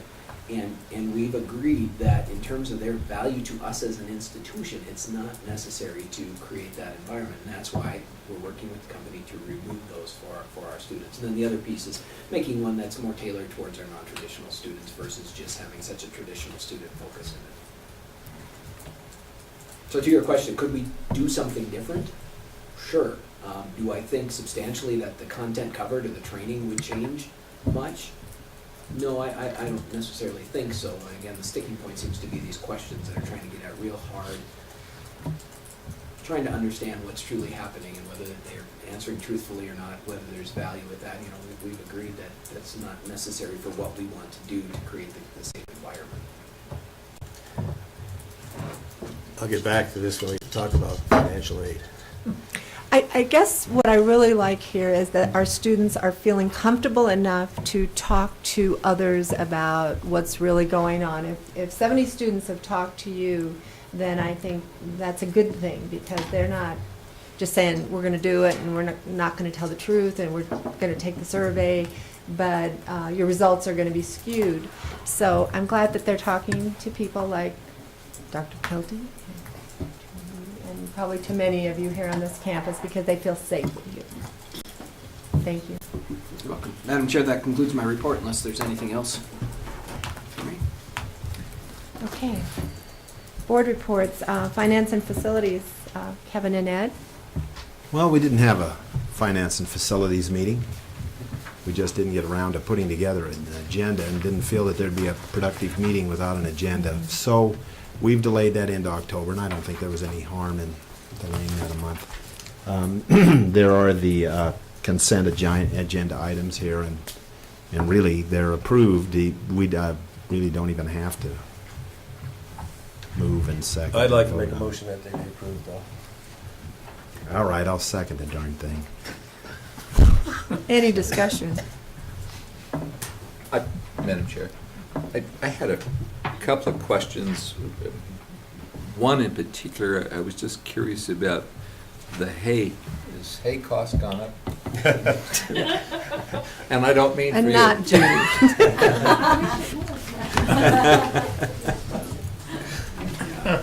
Madam Chair, Trustee Mosier, I could try to answer that. I know Carol was doing some research today, but she got pulled out by security, so she can do that. We were just trying to get what are the fluctuations in the hay prices and things like that. Certainly last year, the contracts for hay, and we contract for hay provision for the stock for a rodeo program or equine program, our horses and all of those things, and do a competitive contract bid to get them.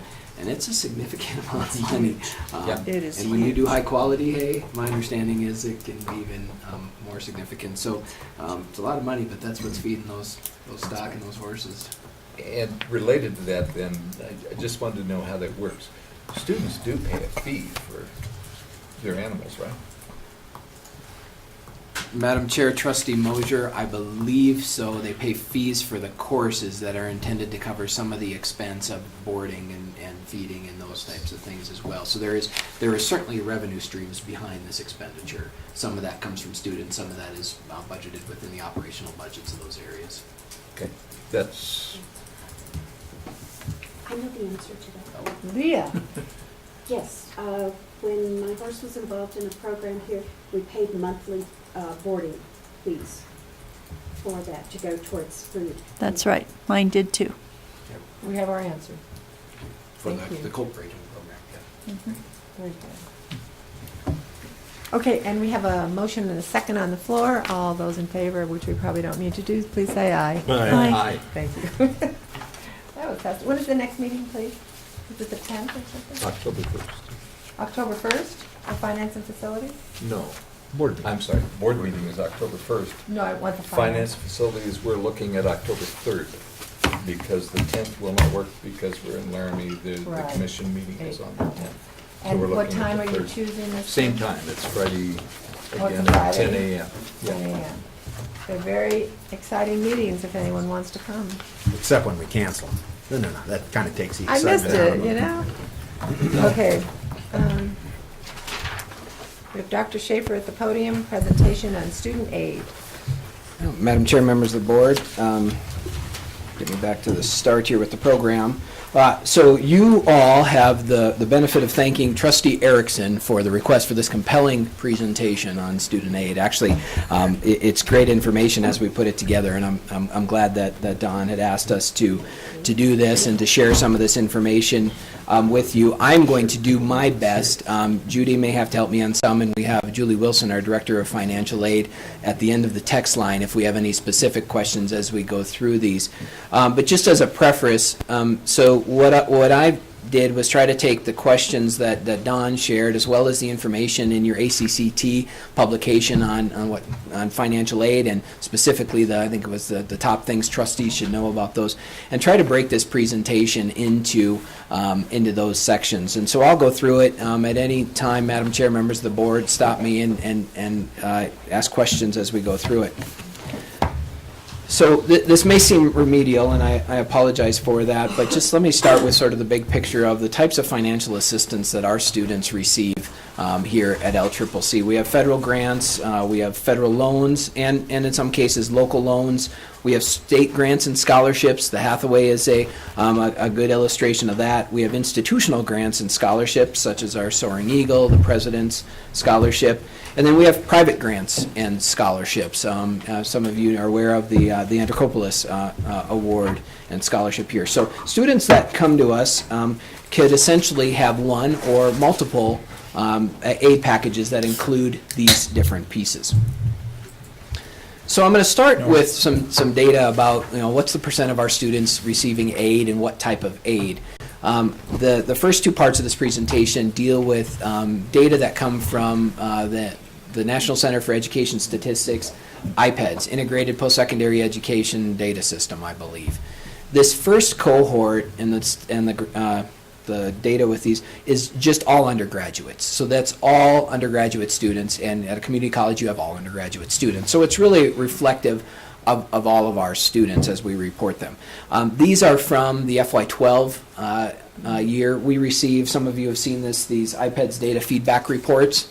And so the most current one we have is 2013. It's actually reporting 11-12 data. That's what you're going to see here. We should have an updated one here shortly. So in general, you can see the percentages. 41% of our undergraduate students, receive some type of grant or scholarship aid. 25% of them receive Pell Grants, student loans, 19% federal loans, and then foundation scholarships. 5% of them receive scholarships. For those students, it's an average of about $841 across all of our student population. You can see the average amounts as they play out here. We also measure, and I wanted to put this in here, we also look at a couple of items dealing with private giving and private aid in our key performance indicators, and the two that are here are the number of students receiving privately funded aid, as well as the total amount of privately funded aid, and this is from our current report card, if you will. Last year, we had 493 students who received a total of $620,000, $620,202 in privately funded aid. And I just want to point out here, that's $620,000 we get to our students on an annual basis through the foundation. Currently, what the college kicks into that for development services, I think, is about half of that. And this is just the donations or the private giving, private aid that comes out of the foundation. So it's a significant amount. These come directly from our data feedback report. And here's where I think I find the most value in looking at comparators. What these data show is our institution. So LCCC is the dark maroon, and then our peer group. Right now we have 43 institutions that are in our peer group, and there's a very complex and interesting way we've identified those institutions. Anne Marie would love to chat with you and show you all the different spreadsheets she uses to do those. All of the Wyoming community colleges are in that peer group, but then we have the other 30-some that are from a national sample. And so just looking at all of our undergraduates receiving aid by the type of aid, you can see that our peers outpace us in terms of the number of our students that get any type of grant aid. And certainly outpace us in terms of the percent of our students that receive Pell Grants. This has been something that we've been trying to work on here for a while. We've had an incredibly low FAFSA filing rate at LCCC. And not sure why. And of course that's the venue, the mechanism in which students would get federal aid. Now this year our FAFSA filings have shot through the roof. I think they're 60% of our student body, and prior to that it was about half of that filed the FAFSA, roughly, filed the FAFSA. So many of our students weren't even filing FAFSAs to seek federal aid and grant aid, and so naturally we see that we have fewer of those actually receiving Pell Grants, for example. And then federal loans, the other thing to point out here is that we have a smaller percent of our students, our undergraduates, that actually take out federal loans. 19%, our peer group is 25, and I think that's important for a couple of reasons. When we look at the average amounts of aid in terms of any grant aid, when our students receive grant aid, they tend to receive more than students at our peer institutions. Not a lot more, but about $400 more than at our peer institutions. Same with the Pell Grant. So what this tells us is that students who do file the FAFSA and receive a Pell Grant are really being qualified for the maximum amount of Pell Grant, which means they have a need, even more so than students who at our peer institutions. And then the total amount of loans. So we have a smaller percentage of our undergraduates that actually take out federal loans, and they borrow less than our peer institutions. Now, some of that is probably due to the fact that Wyoming has a relatively low cost of attendance within its community colleges, so it doesn't necessitate as much in terms of the loans. What's interesting, though, is that when students qualify for a federal loan, they really can take the maximum when they qualify for it. But yet we have a smaller portion taking loans, and they're taking a smaller amount on average. So now these data come from the same thing, they come from iPads, but this looks at a different cohort of students. This is the percent of full-time, first-time degree-seeking students who receive aid. So it's a much smaller cohort. That first one looks at all of our undergraduates. This looks at that traditional first-time, full-time degree-seeking student. And that's what a lot of the iPads graduation rates and persistence rates are calculated off of. So when we look at that demographic, you can see 76% get any type of aid.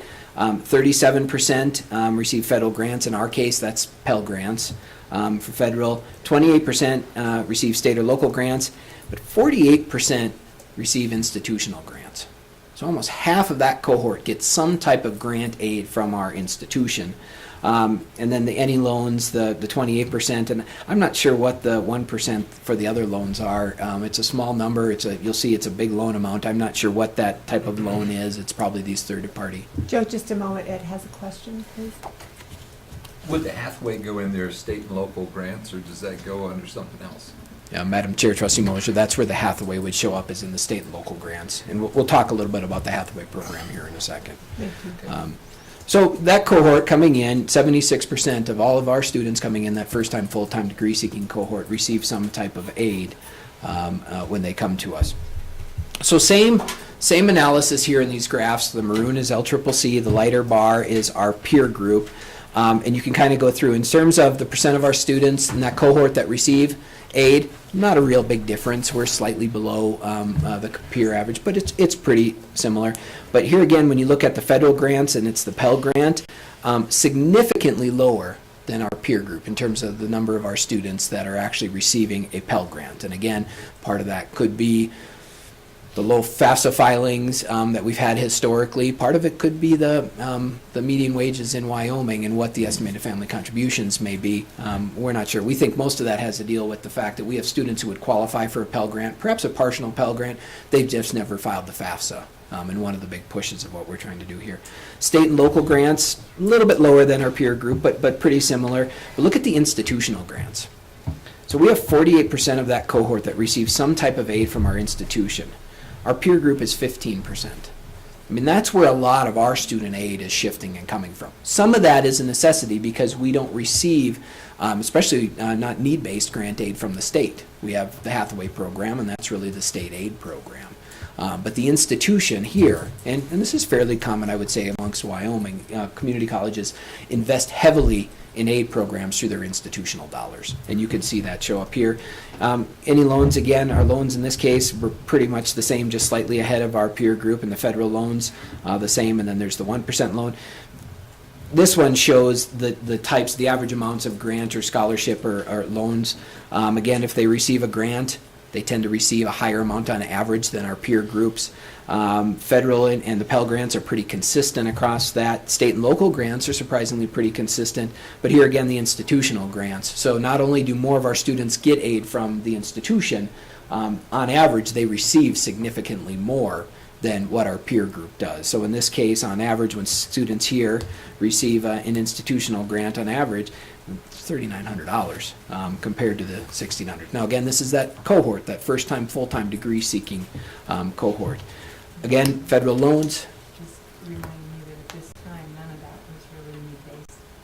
Yeah, the institutional grants in FY12, almost all of it was merit-based aid, and we'll talk about some of that. And then this is that other loan section, and the average amount is almost $8,000, and I'm not sure what that is, if it's a third-party loan or how that played out.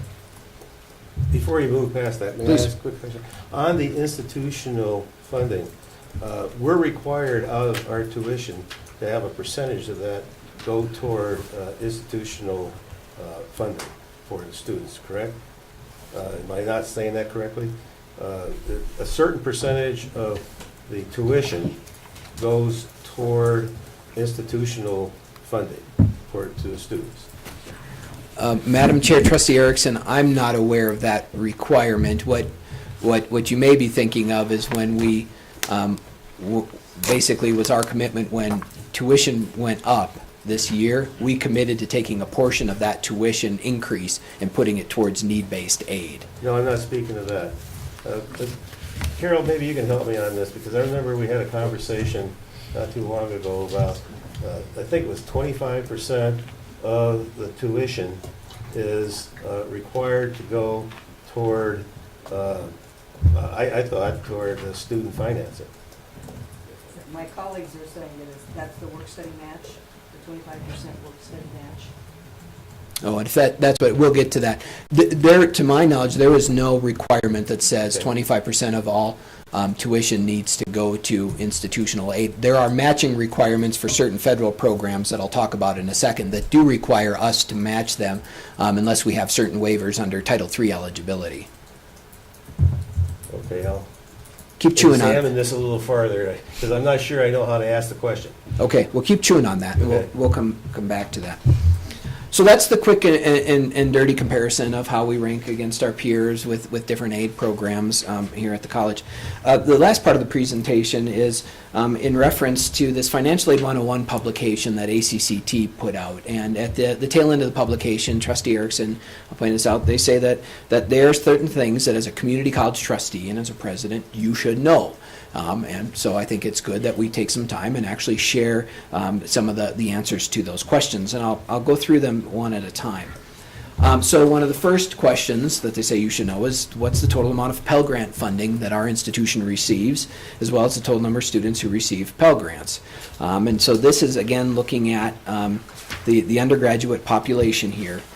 So in FY14, we received just under $5 million in Pell Grant funds. We had 1,500 students, roughly, that received that. It's about 25% of that undergraduate population that received Pell Grants.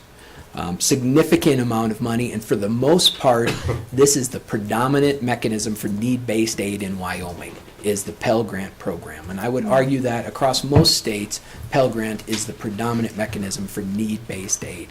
To qualify for grants, either fully or partially, you have to demonstrate that the estimated family contribution to your education is below a certain threshold, and you have unmet need that has to be filled with the Pell Grant program. Second one was whether or not we participate in the direct loan program, and what percent of our students take out federal loans, and what's our recent default rates. A lot of conversation at the national level about loan default rates. This started, it was tied to the gainful employment conversation and act. It really started with the concern that students were taking federal loans out to pay for high-cost proprietary educations with the for-profit training providers, were not able to get employed after completing, and were defaulting on their loans, which brought a big burden of debt back onto the federal government. Through the politics of this type of legislation, we went from focusing just on these for-profit high-cost providers to everybody, and that's how community colleges got in here, and so now they're looking at cohort default rates on loans. And basically what it means is you don't pay your loans after you go into loan repayment status. They've shifted now towards looking from I think it was a 2-year default rate to a 3-year default rate. And so that's what I have here if you want to take a look. Again, 19% of our students take out federal loans. That's lower than our peer comparison. And in FY10, the 3-year default rate, those cohort that graduate in FY10, we had about a 16% default rate. The national average was 14.7. So we're actually above that. So even though we have a smaller portion taking out fewer loans, our default rate is actually higher than the national rate looking at that 3-year average. You know, it's not even 2 percentage points. Is that substantially higher? I don't know. It is above the national average with that. And it's something that institutions are really being pushed to look at and see what's happening with that. We're now required to do a better job of tracking students, do a better job of entrance counseling, as well as exit counseling, financial literacy. There are unfortunately some challenges with what we can functionally do with the loan program that we would like to see change, but the federal government sort of requires certain things. For example, if we offer federal loans, when a student is awarded a federal loan, we have to show them that they're awarded what, $5,500 is the maximum amount, that they get that full amount. So even though a student may only have $1,000 of unmet need when you look at the cost of attendance, tuition fees, books, even living expenses, it's up to the student. We have to offer, and it's up to the student to say, do I want to take all of that? And having been in those shoes, you check yes. So there are certain controls we don't have, and what we have to use is some real strong financial counseling to say, look, you only need $1,000. Take $1,000. Not $5,500, and so that's work that we have to do. The types and numbers of work study positions available at our college, as well as the funding available for these positions. So in FY14, we had 26 work study positions that were authorized. I actually think there were more students, so we had multiple positions in an area, if I remember correctly. The total funding was about $93,000. Of that funding, and here's where we're required to have a match, we had to kick in about $23,600 to get just about $70,000 from the feds. You may recall a conversation about a year ago when during the audit there was an issue where we didn't submit our match, and that I think was for the SEOG match that falls into this. When institutions have Title III eligibility, and just briefly to get Title III eligibility, you have to show a large percent of your population are at risk, low income by Pell standings and those types of things. You don't have to match the federal government funds. We lost that Title III eligibility 3 years ago maybe. We didn't have to match those funds. Once we lost that eligibility, we have to. And it's not because I believe our population of students isn't sufficient to meet Title III eligibility. I just think we have so few students filing the FAFSA, we can't demonstrate we have low income or Pell eligible students here. So anyway, so we are required, without that eligibility, we are required to match a portion of the funds that we receive for certain federal programs, in this case the work study program. What state or institutional aid may be available to supplement federal aid to students in need? And so this is where we'll get into the Hathaway, and I'll start there, and then we'll talk about how we're trying to structure aid programs here at the college.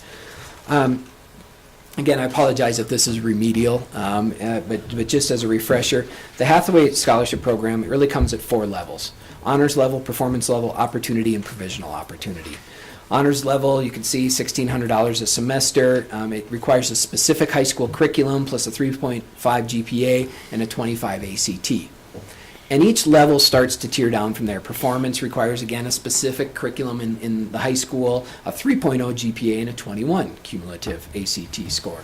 Opportunity goes down a little bit more. And then there's this provisional opportunity, which is essentially the same as the regular opportunity, but because you have some changes in the ACT scoring or these work keys, you're sort of pushed to the community colleges. And you can spend 4 semesters at the community college. If you do well there, you can actually extend your Opportunity Hathaway Scholarship Program at a university then. So it's slightly different structured curriculum at the high school, plus GPA, plus ACT score determines whether or not you qualify for a Hathaway scholarship. So here at LCCC, from last year, FY14, we had 64 honors. Hathaway, we had 157 performance, 128 opportunity, and 139 provisional opportunity, equated to about $819,000 of Hathaway funds that came with our students here. 43 of our students did receive a Hathaway needs-based component. I don't quite understand that, but there's a small qualifier. If you have some need, they do a calculation. You can get a small portion of your Hathaway grant that is awarded to you based on that need. Questions on Hathaway? There's some interesting things happening with Hathaway. Certainly you're aware of the legislation and the legislative conversations about adding in different technical coursework in the curriculum, and there's a lot of debate about whether we're watering it down or what we're doing.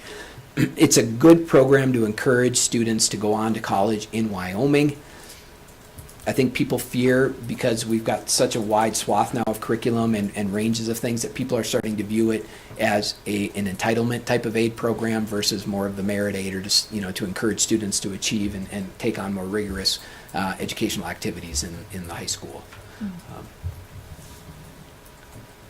Do we track and know success rates here? Completion, if you would. Madam Chair, Trustee Mosier, we have not in the past. In fact, this conversation came up today as I was talking with some folks, even some of our other aid programs. I don't know that we've ever purposefully done that. Could we? Yes, and as we talk about aid and the efficacy of our aid programs and some of the things we're doing, we will have to start to look at those different cohorts and say, okay, what about our scholarship folks? You would think, and you would make basic assumptions that folks that come under a merit-based scholarship would persist and complete at a higher rate than those that don't, but it's an assumption at this point. We have the capability to do it, we just never have. Thank you. So the last part really looks at our institutional aid, and these structures and sort of how we frame them here is really what's coming in the draft of our policy and procedure on how we want to structure aid. In the past, the institution has been very generous with aid and putting a large portion of our budget. In fact, I think of the 7 community colleges, we have historically put the largest percent of our budget towards aid. That's come down some in the last couple of years. I don't know where we rank now, but we put a large chunk of our budget into institutional aid. What we've had is just a bunch of various programs that are started and budgeted for and tried and done that without really thinking about how they fit into the overall assistance strategy of the institution. We're trying to organize that and try to look at how we target aid into areas we think are most needed and most effective, and then we'll also be able to track, to your question, Ed, we'll be able to track whether or not it's making a difference. So we're structuring aid here into basically 2 buckets, merit-based aid and into need-based aid. And need's a little squishy, I'll talk about that in a second.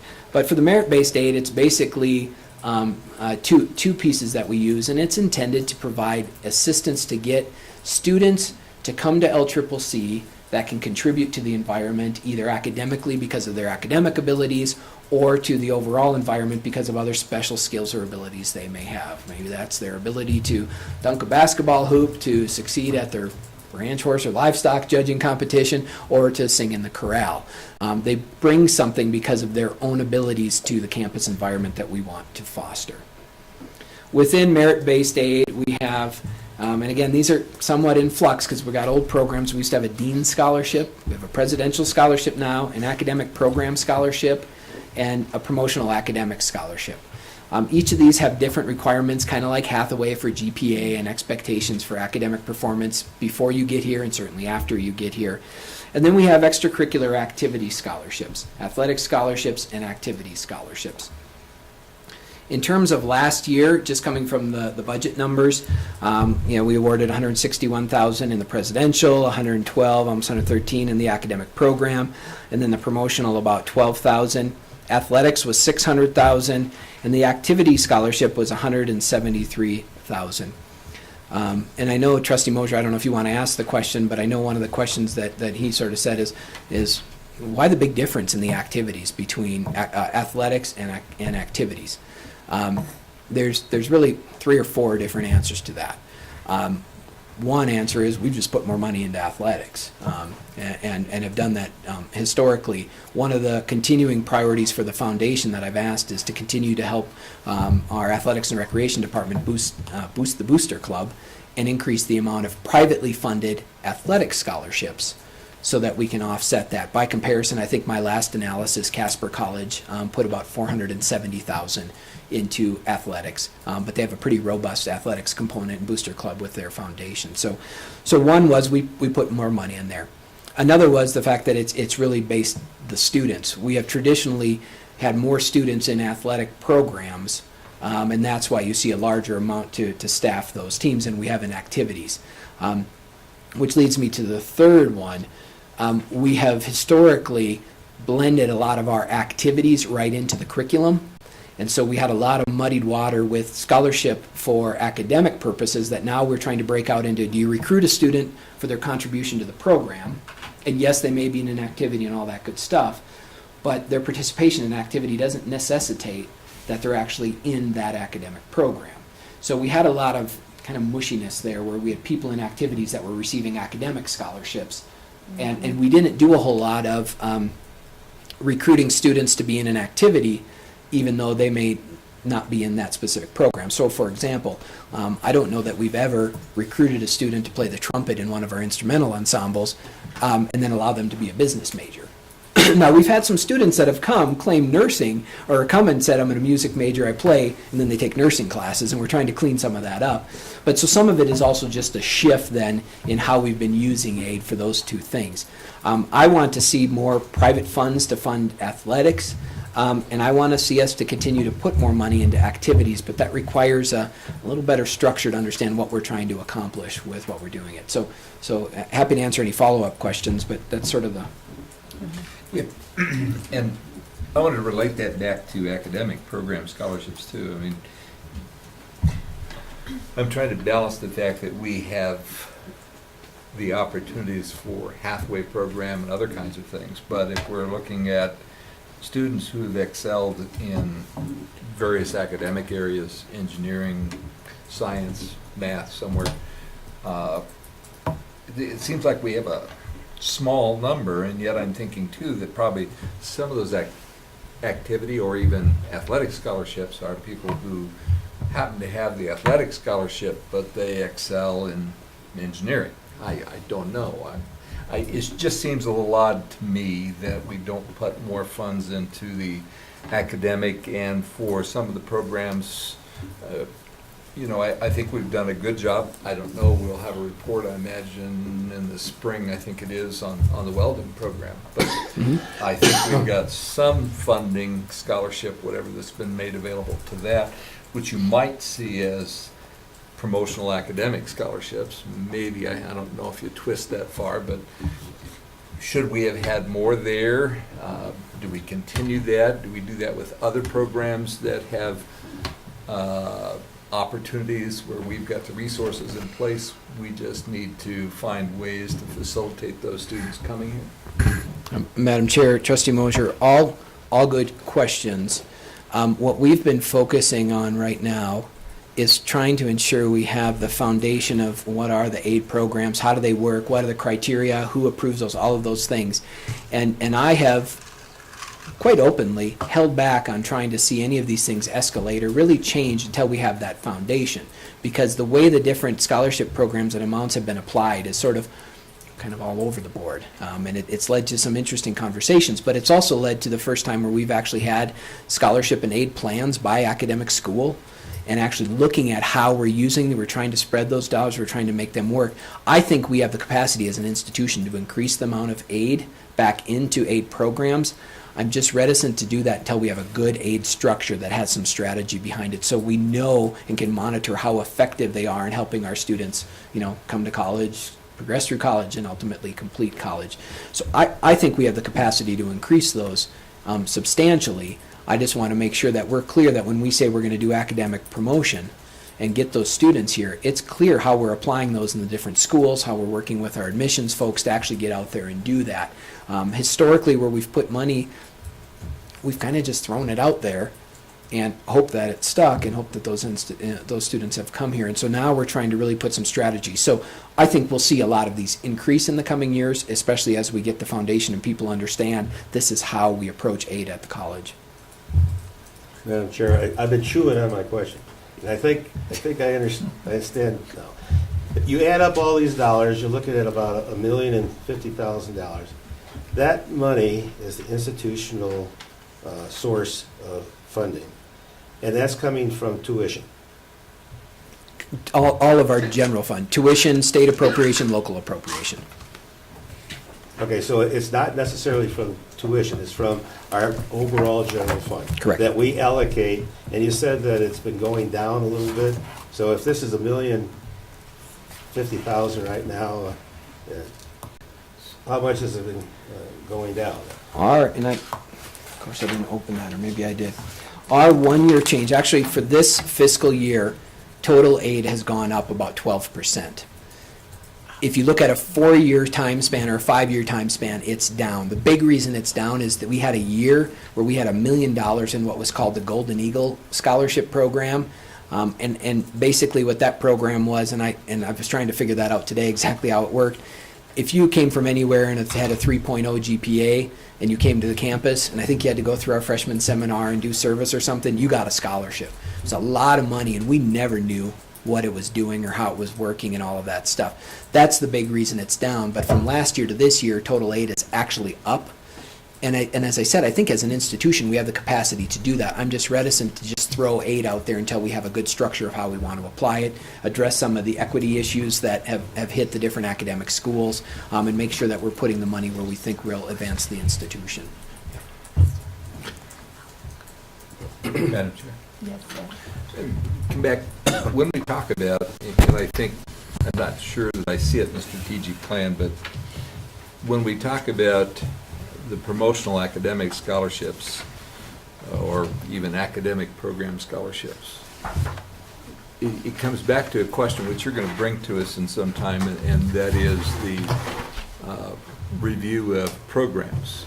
Because the board has a responsibility to understand the programs that we're offering and whether those programs should be offered, and thus one of the ways we can support those programs is in fact through these scholarships.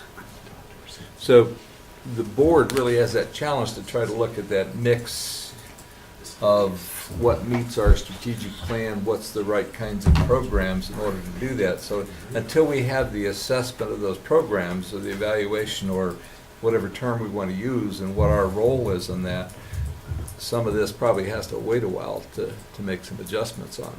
Certainly, Madam Chair, Trustee Moser, certainly when we talk about using financial assistance as a mechanism to make our programs stronger or to launch programs.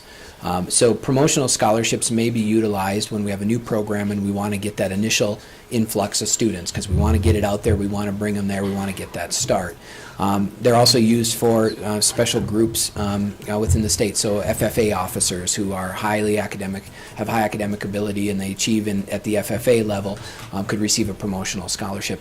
But yes, I think when we start to use or want to use budget to enhance a financial assistance strategy to do something to an academic program review, all of those things have to be integrated and combined and have to be included in that process. Okay, and then if you would, tie me back to the budget we passed.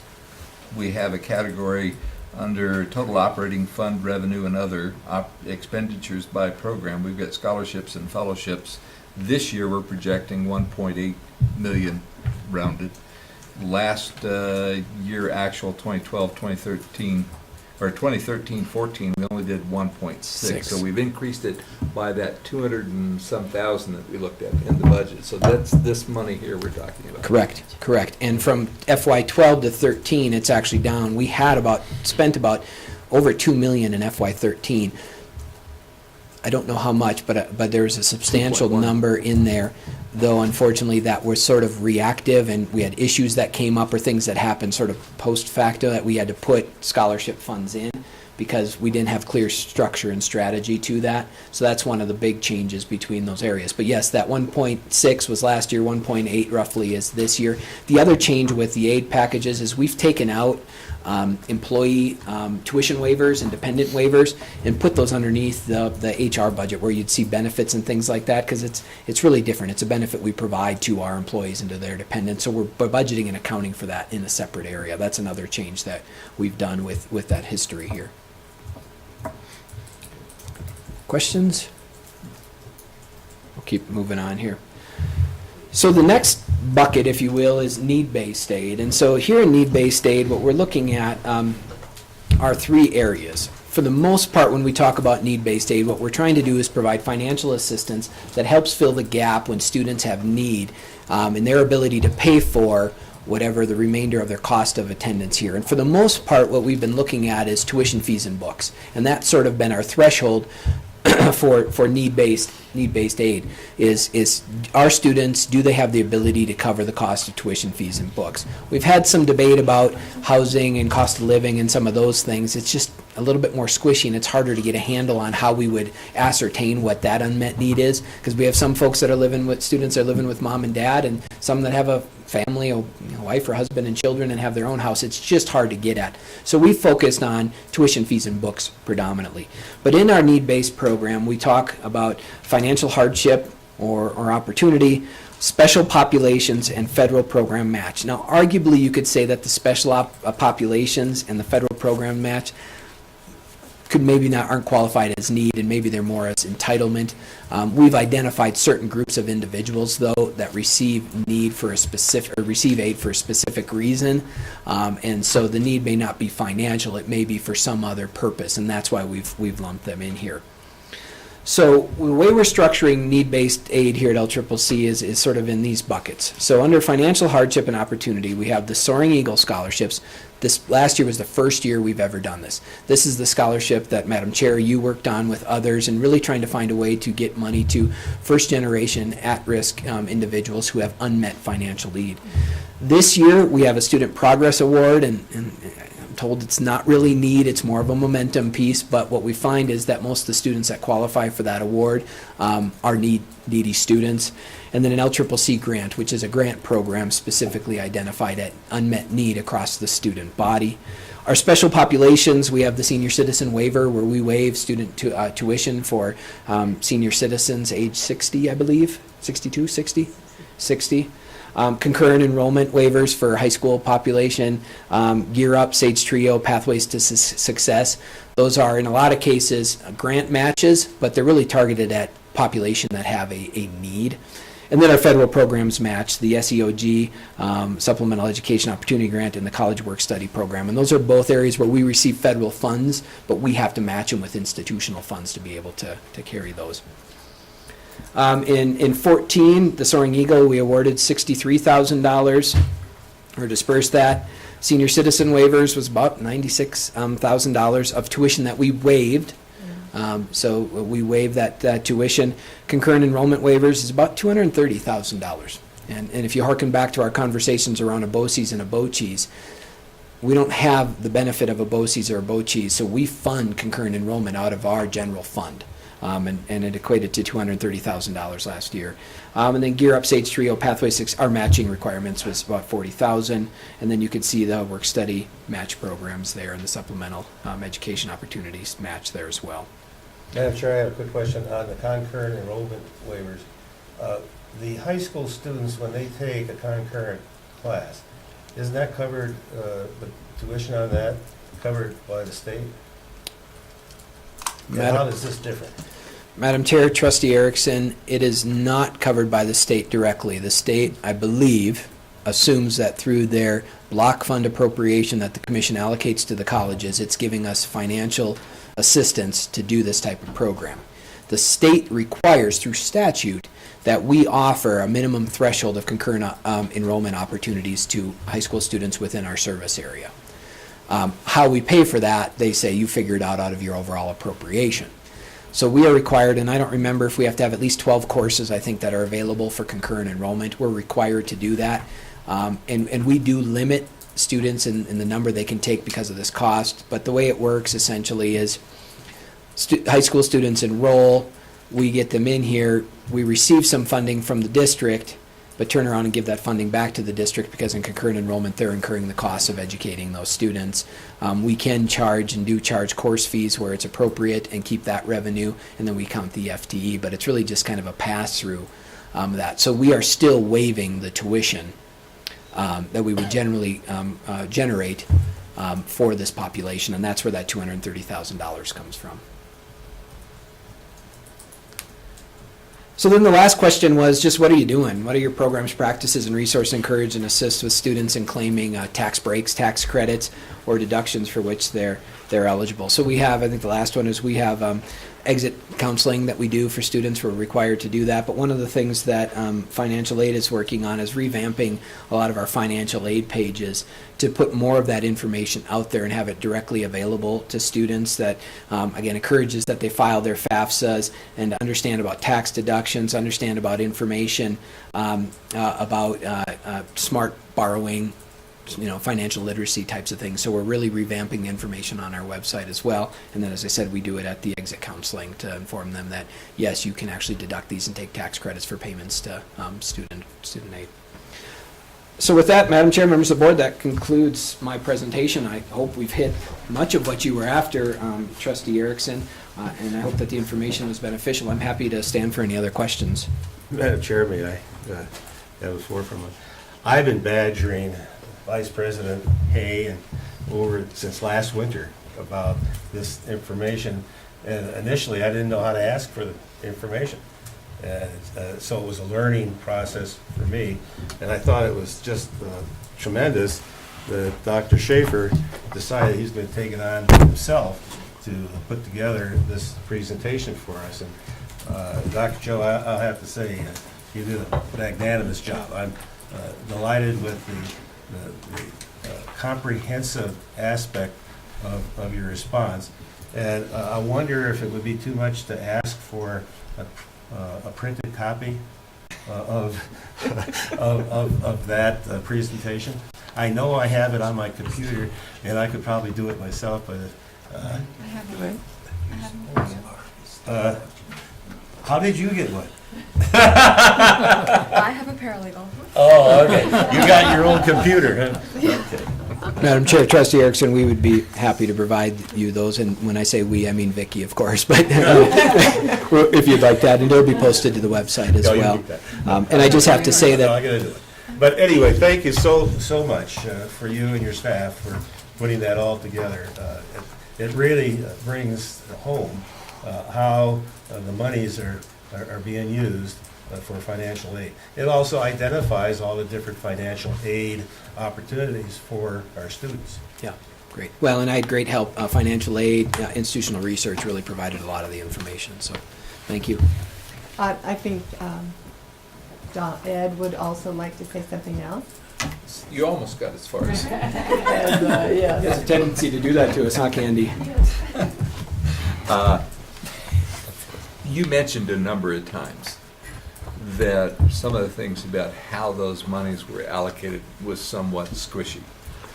And I'm just curious, along with now understanding a number of the programs that are in place, but I think I would like to have a little more insight into how the decisions are made, how they're processed, and those monies allocated. And boy, there's a lot going on here, so I don't think I want to sit here and have you throw that at me. That'll be a ream of paper, but at some point, for some of these, I think it's pretty clear cut. On others, it might be interesting to know how the academic program, how the athletic, how the activity, what are the procedures or process that we use, what are the policies, I guess I'm saying, and appropriate procedures there. That maybe you could feed us a little bit of that as we go along, not all at once, because I think I'd choke on it. But I would like to know that and know where we're headed and understand that. Sure. Madam Chair, Trustee Mosier, as I said, we are working on the policy procedure right now, and the procedure captures sort of the framework here, but actually gets into more of the details. What are the eligibility criteria? How is it determined? Is it renewable? All of those things. And that's sort of the framework that Dr. Fierro and the academic schools have been working on to develop school plans that distribute those funds. And I think when we get to that stage, we can sort of break down a few more of the details. And I'd probably ask Dr. Fierro and maybe a few of the deans to come, and they could demonstrate just by showing you a couple of the plans that are being put in place, how the monies are distributed, why they're distributed the ways they are, and how it's being rolled out. But they've really done pretty good work, I think, to creating those plans under sort of a moving target of the changing of the structure. And so be happy to come back and do that, maybe at a dinner session or something. Madam Chair, could I, Dr. Schaefer? He disappeared on his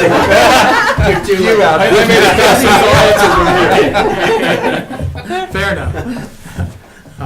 I was just looking at the LCCC Foundation Scholarship slide here we had with college affordability. And was there a benchmark used? I see where we got an F. And after spending 8 years on the foundation, You didn't what want was, an F. jeez, it's like, yeah, that was, I hate to walk away saying just, we generated an F. What was the benches or benchmarks that? Sure. Thank you, Madam Chair. But and there was a lot of consternation. In fact, as I understand it, Associate Vice President Murphy, right after we rolled out that F, went on and started petitioning to get her grade changed. I tried to do what she can. So when we do a key performance indicator, we look at a variety of inputs to try to get at an overall perspective of performance. And then we look at and use standard deviations to set thresholds for grading and all that good stuff.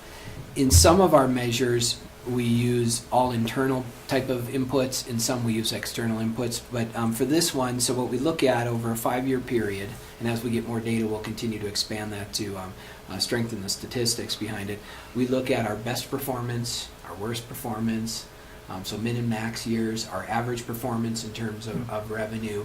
And then we also set improvement goals, what we think we can actually improve. Where we have a national benchmark, we bring a national benchmark in. In this case, we don't have a national benchmark for those. I don't believe so for those two. And then we also have the ability to set what we call sort of aspirational goals that really help push us up. And then we look at all those together to get a threshold, average those together to get a threshold of what we think a performance level would be, and are we moving up or not. In this case, because of a variety of reasons, the total private gifts to the foundation last year were substantially decreased from all of those. And there was good reason for it. Some of it was economic and political reasons. Some of it was a lot of our folks were waiting for the endowment challenge funds to come forward. Some of it was our shift to the bond election versus to scholarship giving. And so that's really what sent that down. And it was a pretty aggressive, we went from I don't remember what it was last year, I think a B to that F because of that shift. We're going to see an extreme shift, I believe, just based on the gifts that are coming in right now, next year the other way. And so right now we were discussing, well, how do you protect against some of that volatility? But it was, I want to say $300,000 or $400,000 difference. It was significant. And that's really what drove that F. But I think we'll see a lot of that change in the coming year. We also had some major gifts that should have played out last year, and they didn't. They're coming in this year, and so I think right now, in fact, we're over $1 million. So you'll see that shoot up, and I think we'll do quite well. Will you look at maybe using a 3-year moving average or something? We've talked about rolling averages as well, and as we get more data, more history behind us, we'd probably even go towards averaging, either 5 years or doing something to just try to make those statistics stronger. It's hard when you have basically 5 inputs to have a meaningful standard deviation and, get anything there. And so we're trying to expand the amount of data we have to try to make that more meaningful as well. So there is some volatility that we put in there. And as groups actually set performance goals, so there's some subjectivity in their goal, which is another input into that.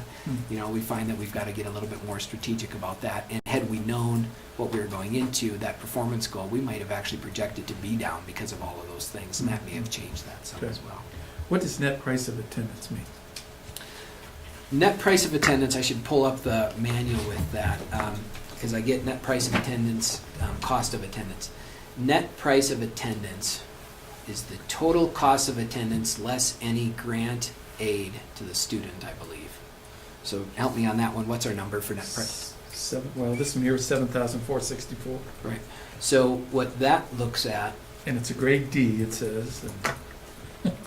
and that uses that first-time full-time degree-seeking cohort. It's an IPEDS measure, and what it looks at is what we publish as the cost of attendance. So the cost of attendance is tuition, fees, books, living expenditures, and I think that captures it. The living expenditures become sort of that big piece within there. So we take what the cost of attendance is, subtract the average, getting all this for the minutes? No.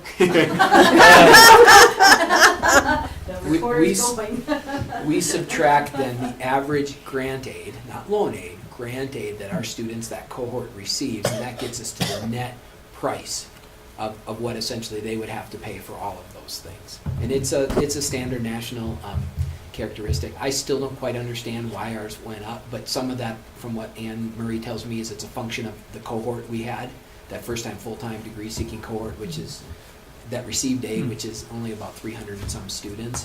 That's what we think, because the only thing that really went up, to our knowledge, is the tuition, the 5% tuition. The fees haven't gone up, those things, unless there's been escalators in books and living expenditures. But from our cost of attendance, it really hasn't changed much. So what it tells us is for that cohort, the cost of attendance, they didn't receive as much grant aid than previous years. And so the net price to that cohort of students went up, hence the grade of a D.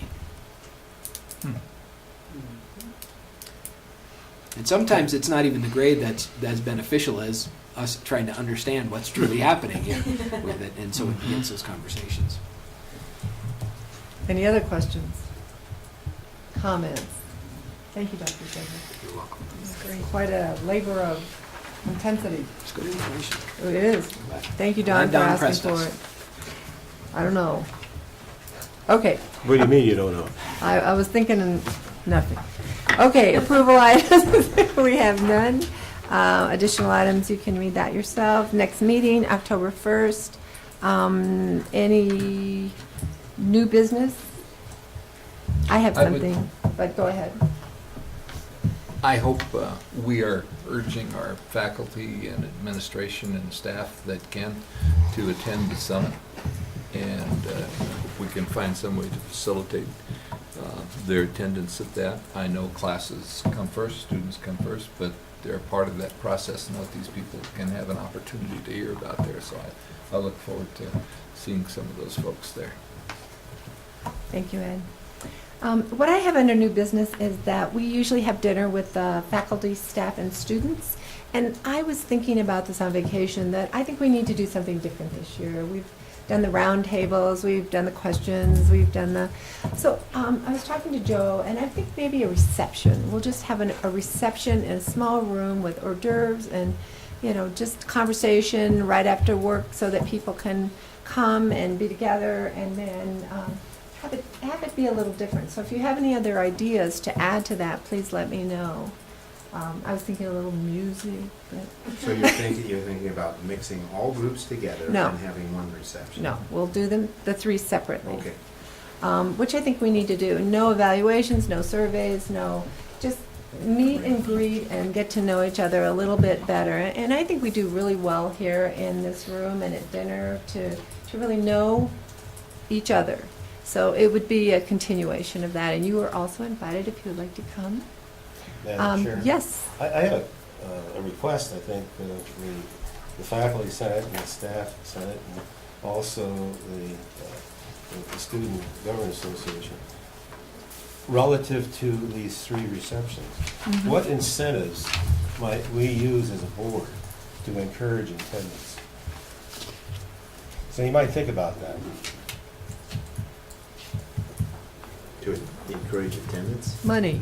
Yes. Because food comes in second. Money's first. Well, I just noticed we provided food for the faculty and for the staff, nice meals, and we didn't have much in the way of attendance. So, Part of the reason I think it looks like we don't, and we don't have, I mean, I think things stand in people's ways for coming, and classes, families, whatever, but I think we have them in really big rooms, and so it looks like we have very few people, and let's have a small room and encourage people to come, stop in on your way home or on your way to the next class or whatever. And so it's not a seated, you don't sit down for a meal that might take an hour. We could drop in for 15 minutes and the trustees will be there. And I will ask all of you, what do you think? Would that work better? Now, hang on a second. He said they were fully attended. The amount of data we generated was really pretty large. It was. They weren't fully attended. I didn't say we didn't get data. I said I didn't think we had good attendance at those dinners, particularly from the student government. What do we have, about 5 or 6 students there? No, we had about 15 or 20, I thought. Maybe there were fewer students than the Yeah. other groups, but we had good attendance with the other groups. Well, I have a different definition of attendance, I guess, than you do. But I just think it would be a good feedback from the faculty and the staff and from the students to give us some of their ideas about how we can make this a successful event. Okay, and I'd be happy to receive those or let Vicki know. May I say, You may. Madam Chair? You know, we had a big reception one time over in the area beyond the student thing, and just hardly anybody was there at that reception. I'm not sure that, in my own mind, that a reception is the way to go. Because a lot of people, and then you have these open houses where they can come like they check out the projects certain students have made, and they're just not well attended. What And would get some them people- there? I don't know, but I think we need to really think this through, because I worried to have a reception and, just. Nobody came.